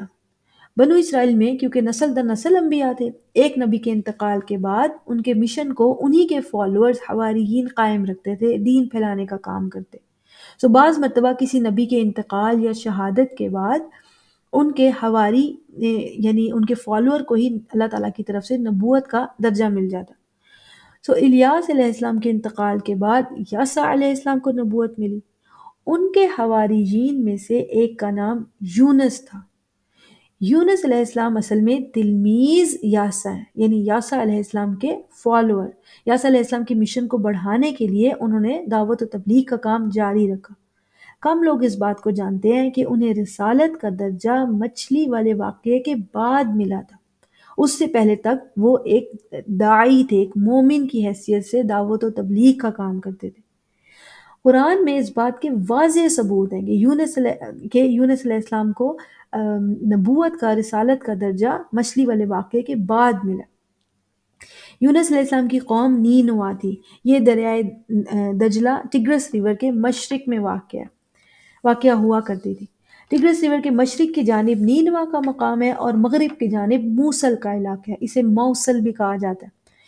یہ تمام علاقے اور اس کے ارد گرد دور دور تک اس زمانے میں 800 بی سی ای میں آشوری سلطنت کی حکومت تھی، بہت مضبوط سلطنت تھی۔ یونس علیہ السلام یاسع علیہ السلام کے حواری تھے اور دین کی تبلیغ کا کام کرتے تھے۔ عین ممکن ہے کہ انہوں نے تبلیغ دین کے لیے فلسطین کے علاقوں سے نینوا کی طرف سفر کیا ہو، کیونکہ اس وقت اہل فلسطین اور آشوری حکومت کی آپس میں دشمنی تھی۔ یا پھر اللہ تعالیٰ نے رسالت کا منصب دینے کے بعد انہیں نینوا کی طرف بھیجا ہو اور پہلے وہ دوسرے علاقوں میں تبلیغ کا کام کرتے ہوں۔ اس میں کوئی دوسری رائے نہیں کہ رسول ہونے کی حیثیت سے ان کی قوم نینوا ہی تھی۔ یونس علیہ السلام باکمال داعی تھے، ان میں وہ تمام صفات تھیں جو اللہ تعالیٰ کے رسول کی حیثیت سے ایک شخص میں ہونی چاہیے، لیکن ایک کمی تھی، اس کا درس، کیونکہ اللہ تعالیٰ اپنے ہر بندے کی کمی جانتا ہے، اس کمی کا درس مچھلی والے واقعے کے ذریعے اللہ تعالیٰ نے انہیں دیا اور ایک کامل انسان بنا دیا، یعنی ان کے اندر جو ایک کمی تھی وہ بھی ختم کر دی اور پھر انہیں رسالت کا درجہ دیا۔ سورۃ الانبیاء میں ہے، اللہ تعالیٰ نے فرمایا وَذَنُّونِ إِذ ذَهَبَ مُغَاضِبًا، اور یونس علیہ السلام جب وہ غضبناک ہو کر نکلے، مغاضباً باب مفاعلہ سے ہے، یعنی وہ لوگوں پر غضبناک تھے اور لوگ ان کی تبلیغ کی وجہ سے ان پر غضبناک تھے۔ فَظَنَّ أَن لَّن نَّقْدِرَ عَلَيْهِ، انہوں نے زیوم کیا کہ ہم ان پر تنگی نہیں کریں گے، یعنی اللہ تعالیٰ کی زمین وسیع ہے، اگر یہ لوگ ایمان نہیں لاتے تو کہیں اور جا کر دعوت و تبلیغ کا کام کیا جائے، مگر اللہ تعالیٰ کی پلانز ان کے بارے میں زیادہ وسیع تھے، وہ مچھلی کے پیٹ میں چلے گئے۔ کیسے مچھلی نے انہیں نگلا، اس کی ڈیٹیل سورۃ الصافات میں ہے۔ وہاں انہوں نے دعا کی، فنادا فی الظلمات، ان مچھلی کے پیٹ میں ان اندھیروں میں انہوں نے دعا کی، اللہ الہ الا انت، آپ کے سوا یا رب کوئی معبود نہیں، سبحانک، آپ ہر کمی ہر عیب سے پاک ہیں، انی کنت من الظالمین، یقیناً میں ہوں جو غلطی پر تھا۔ بہت خوبصورت اعتراف ہے اپنی غلطی ماننے کا اور توبہ کی درخواست کرنے کا۔ ایسے میں اللہ تعالیٰ نے فرمایا فَاسْتَجَبْنَا لَهُ وَنَجَّيْنَاهُ مِنَ الْغَمِّ، ہم نے اسے جواب دیا، یعنی اس کی توبہ قبول فرمائی اور اسے غم سے نجات دی۔ وَكَذَلِكَ نُنْجِي الْمُؤْمِنِينَ، ایسے ہی ہم مومنین کو نجات دیتے۔ یہاں انہیں صرف مومن کا درجہ دیا گیا۔ اسی دعا کا سورۃ القلم میں بھی ذکر ہے، اللہ تعالیٰ نے فرمایا وَلَا تَكُنْ كَصَاحِبِ الْحُوتِ إِذْ نَادَىٰ، جب اس نے پکارا، یعنی کہ پکارا کیا ہے، لا الہ الا انت سبحانک انی کنت من الظالمین، اذ نادیٰ، جب انہوں نے پکارا، وَهُوَ مَكْظُومٌ، اور وہ بہت کرب میں تھے اس وقت۔ سورۃ صافات میں اللہ تعالیٰ نے فرمایا فَنَبَذْنَاهُ بِالْعَرَاءِ، یہاں پھر ہم نے انہیں چٹیل میدان میں پھینک دیا، یعنی مچھلی نے انہیں سمندر میں اگلا، سمندر میں نہیں اگلا بلکہ ساحلی علاقے پر اللہ تعالیٰ کے حکم سے اگل دیا۔ وَهُوَ سقیم، اور اس وقت وہ جسمانی طور پر بیمار تھے۔ سقیم کسی بھی بدنی بیماری کو کہتے ہیں۔ مچھلی کے پیٹ میں جیسے ایسڈز ہوتے ہیں، ڈائجسٹیو انزائمز کی وجہ سے خاص کر ان کی سکن اور آنکھوں پر فرق پڑا ہوگا، اسی کا سورۃ القلم میں ذکر ہے۔ اللہ تعالیٰ نے فرمایا لولا ان تدارکہ نعمت من ربہ، اگر اس کے رب کی نعمت اس کے ساتھ نہ ہوتی، لنبذ بالعراء وهو مذموم، انہیں چٹیل میدان میں پھینک دیا جاتا اس حال میں کہ وہ مذمت کیے ہوتے، یعنی بلیم وردی۔ جب یونس علیہ السلام مچھلی کے پیٹ میں آئے سے باہر آئے، وہ سقیم تھے، بیمار تھے، مگر مذموم نہیں تھے، اللہ تعالیٰ کی طرف سے مغفرت حاصل کر چکے تھے۔ اس کے بعد آپ دیکھیں گے سورہ قلم میں اللہ تعالیٰ نے فرمایا فَاجْتَبَاهُ رَبُّهُ، پھر ان کے رب نے انہیں چن لیا۔ اجتبا انتخاب اور اختیار کرنے کو کہتے ہیں، اللہ تعالیٰ نے ان کا انتخاب کر لیا۔ اگر وہ پہلے سے نبی ہوتے تو انتخاب کا کیا معنی ہے یہاں پہ؟ اسی طرح سورۃ الصافات میں بھی اللہ تعالیٰ نے فرمایا وَأَرْسَلْنَاهُ، اور ہم نے انہیں رسول بنا کر بھیجا۔ اگر وہ پہلے سے رسول تھے تو سورۃ الصافات میں ارسلناہ کا کیا معنی ہے؟ وَأَرْسَلْنَاهُ إِلَى مِئَةِ أَلْفٍ أَوْ يَزِيدُونَ۔ آلموسٹ یہ ہے مکمل قصہ یونس علیہ السلام، اور یونس علیہ السلام کو ایکسٹرا ڈسکس کرنے کے لیے ایک علیحدہ موضوع، ایک علیحدہ ڈسکشن کی ضرورت ہے۔ یہاں انہی کا حوالہ دے کر رسول اللہ صلی اللہ علیہ وسلم کو اور ہر داعی اسلام کو نصیحت دی گئی ہے کہ اپنی ڈیڈیکیشن کو مت چھوڑنا، صبر کرنا۔ اس کے بعد اس سورت کی آخری 2 آیات ہیں۔ اس سورت جیسے اس سورت کا آغاز بہت خوبصورت تھا، انٹرسٹنگ تھا، ایسے ہی اس کا اختتام بھی بہت ہی انٹرسٹنگ اور خوبصورت ہے۔ اللہ تعالیٰ نے فرمایا وَإِن يَكَادُ الَّذِينَ كَفَرُوا، اور قریب ہے کہ کفر کرنے والے، جب ہم کہتے ہیں نا کہ قریب ہے کہ وہ یہ کام کر گزرے، یعنی وہ اپنی طرف سے پوری تیاری کرے، پوری کوشش کرے، مگر ابھی یہ کام ہوا نہیں ہے۔ عربی میں کہتے ہیں کاد المطر ان ينزل، قریب ہے کہ بارش برسے، یعنی آثار سے لگ رہا ہے، بادل بھی ہیں، ہوا بھی چل رہی ہے، مگر ابھی تک برسی نہیں ہے، اسباب موجود ہیں مگر کام ابھی ہوا نہیں ہے۔ وَإِن يَكَادُ الَّذِينَ كَفَرُوا، اور کفر کرنے والے اپنی طرف سے کوشش کر رہے ہیں مگر ابھی تک ایسا ہوا نہیں، ان کی کوشش دوڑ بھاگ اپنی جگہ، مگر رکاوٹ کیا ہے؟ اذن اللہ، یعنی وہ اپنی کوشش کریں مگر اللہ تعالیٰ انہیں کامیاب نہیں ہونے دے رہا، اللہ تعالیٰ کا اذن ان کی رکاوٹ ہے۔ لَيُزْلِقُونَكَ بِأَبْصَارِهِمْ لَمَّا سَمِعُوا الذِّكْرَ، دوسرا وَيَقُولُونَ إِنَّهُ لَمَجْنُونَ، ایک تو وہ کوشش کر رہے ہیں کہ اپنی نظروں کے ذریعے آپ کو آپ کے مقام سے گرا دیں، دوسرا وہ کوشش کر رہے ہیں کہ وہ آپ کے بارے میں یہ یقین دلا دیں کہ آپ مجنون ہیں۔ پہلی کوشش کیا ہے؟ لَيُزْلِقُونَكَ بِأَبْصَارِهِمْ، زَلَقَ عربی میں کہتے ہیں تزلج الشیء عن مقامہ، کسی شے کو اس کے مقام سے گرا دینا۔ لَيُزْلِقُونَكَ بِأَبْصَارِهِمْ لَمَّا سَمِعُوا الذِّكْرَ، یعنی اپنی نظروں کے ذریعے آپ کو آپ کے مقام یعنی منصب رسالت سے گرا دیں۔ جب وہ قرآن یعنی ذکر سنتے ہیں وہ چاہتے ہیں کہ کسی طرح آپ کو اس منصب رسالت سے گرا دیں، جیسے اس صورت کے آغاز میں ذکر ہوا تھا کہ اس کلام الہی کے ذریعے باطل کا کھوٹ واضح ہوتے، کیونکہ اس ذکر اس قرآن کے ذریعے کفر کرنے والوں کا کھوٹ واضح ہو رہا ہے، سو ان کی پوری کوشش ہے کہ یہ ذکر جس کو مل رہا ہے اسے اس کے مقام سے ہٹا دیا جائے، نہ یہ منصب ہوگا منصب رسالت، نہ ہی حق اور باطل کو واضح کرنے والا ذکر نازل ہوگا۔ یہ ذکر دینے کے لیے اللہ تعالیٰ نے جس کو چنا ہے کسی طرح سے اسے اس منصب سے گرا دیا جائے۔ رسول تو اصل میں اللہ تعالیٰ کا چنا ہوا ہوتا ہے، جیسے کہ اس صورت کے آغاز میں بھی ذکر تھا مَا أَنْتَ بِنِعْمَةِ رَبِّكَ بِمَجْنُونٍ وَإِنَّ لَكَ لَأَجْرًا غَيْرَ مَمْنُونٍ وَإِنَّكَ لَعَلَىٰ خُلُقٍ عَظِيمٍ، ان آیات کو ہم نے سمجھا تھا۔ اللہ تعالیٰ کے ہاں سے تو منصب بدلا نہیں جا سکتا، وہ کیسے کوشش کرتے ہیں؟ بے ابصارہم، اپنی نظروں کے ذریعے، یعنی اپنے جیسچر سے، اپنی باڈی لینگویج سے کسی طرح عام لوگوں کو یہ یقین دلا سکے کہ یہ شخص کوئی رسول نہیں ہے۔ اللہ تعالیٰ کے ہاں سے تو منصب نہیں بدل سکتے، مگر وہ یہ کوشش ضرور کرتے ہیں کہ کسی طرح اپنے جیسچرز کے ذریعے لوگوں کو یقین دلا دیں کہ یہ شخص رسول نہیں ہے اور اس کی بات پر دھیان نہ دیا جائے۔ یہ شخص اس زمانے کے کفار بھی کرتے تھے جب رسول اللہ صلی اللہ علیہ وسلم دنیا میں موجود تھے، اور آج کے زمانے کے کفار بھی پروپیگنڈاز کرتے ہیں۔ کسی طرح لوگوں کو یہ یقین دلا سکیں کہ 1400 سال پہلے مکہ میں پیدا ہونے والا شخص رسول نہیں تھا، تاکہ نہ کوئی اسے رسول مانے اور نہ ہی اس پہ نازل ہونے والا ذکر سنے، تاکہ نہ ہی اہل کفر کا باطل واضح ہو اور ان کے مفاد پرست نظام چلتے رہیں۔ یہ پہلی اپنی سی کوشش ہے جو وہ کرتے رہتے ہیں۔ دوسری کوشش کیا ہے؟ وَيَقُولُونَ إِنَّهُ لَمَجْنُونَ، اور وہ کہتے ہیں کہ کوئی شخص نہیں، یہ مجنون ہے، یعنی possessed by a جن، لوگوں کو یقین دلایا جا سکے کہ وہ نارمل نہیں ہے، اس کی بات بھروسے کے قابل نہیں ہے۔ اہل کفر کو ہمیشہ مسئلہ جو ہے وہ اس نازل ہونے والے ذکر کی وجہ سے، ورنہ اس سے پہلے اہل مکہ کو رسول اللہ صلی اللہ علیہ وسلم سے کوئی مسئلہ نہیں تھا۔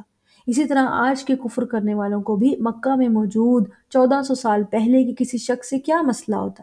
اصل میں یہ ذکر ہے جو ظاہر کرتا ہے بِأَيِّكُمُ الْمَفْتُونَ، کون کھوٹا ہے، کون حق پر ہے اور کون باطل ہے، کیا صحیح ہے اور کیا غلط۔ اسی ذکر کی وجہ سے ان کی خواہش ہے کہ رسول کا منصب رسالت ڈاؤٹ فل ہو جائے، ہر دور کے لوگ انہیں مجنون مان لیں۔ اللہ تعالیٰ نے جواباً فرمایا وَمَا هُوَ إِلَّا ذِكْرٌ لِلْعَالَمِينَ، یہ کل عالمین کے لیے ذکر ہے، ریمائنڈر ہے کہ کیا صحیح ہے اور کیا غلط، کیا حق ہے اور کیا باطل۔ یہ ذکر ایک ریمائنڈر ہے۔ عالمین کا یہاں معنی ہے عالم انس اور عالم جن، یعنی یہ تمام انسانوں اور تمام جنوں کے لیے ایک ریمائنڈر ہے، کیونکہ قرآن کے مخاطب جن اور انس دونوں ہیں، یہ قرآن سے واضح ہے۔ ہر دور میں کفر کرنے والے چاہتے ہیں کہ ان کے دور میں لوگ رسول اللہ صلی اللہ علیہ وسلم کو نہ مانیں، یعنی رسول نہ مانیں بلکہ مجنون مان لیں، تاکہ لوگ اس ذکر الہی سے دور رہیں اور ان کے باطل نظام چلتے رہیں۔ جواباً اس صورت کے اختتام پہ اللہ تعالیٰ نے فرمایا فار یور ڈسپوائنٹمنٹ، یہ ذکر کسی ایک دور کے لیے نہیں بلکہ یہ تو ہر دور کے لیے ہے، تمام انسانوں تمام جنوں کے لیے، یعنی یہ ذکر قائم رہے گا۔ وآخر دعوانا ان الحمد للہ رب العالمین۔ السلام علیکم ورحمۃ اللہ وبرکاتہ۔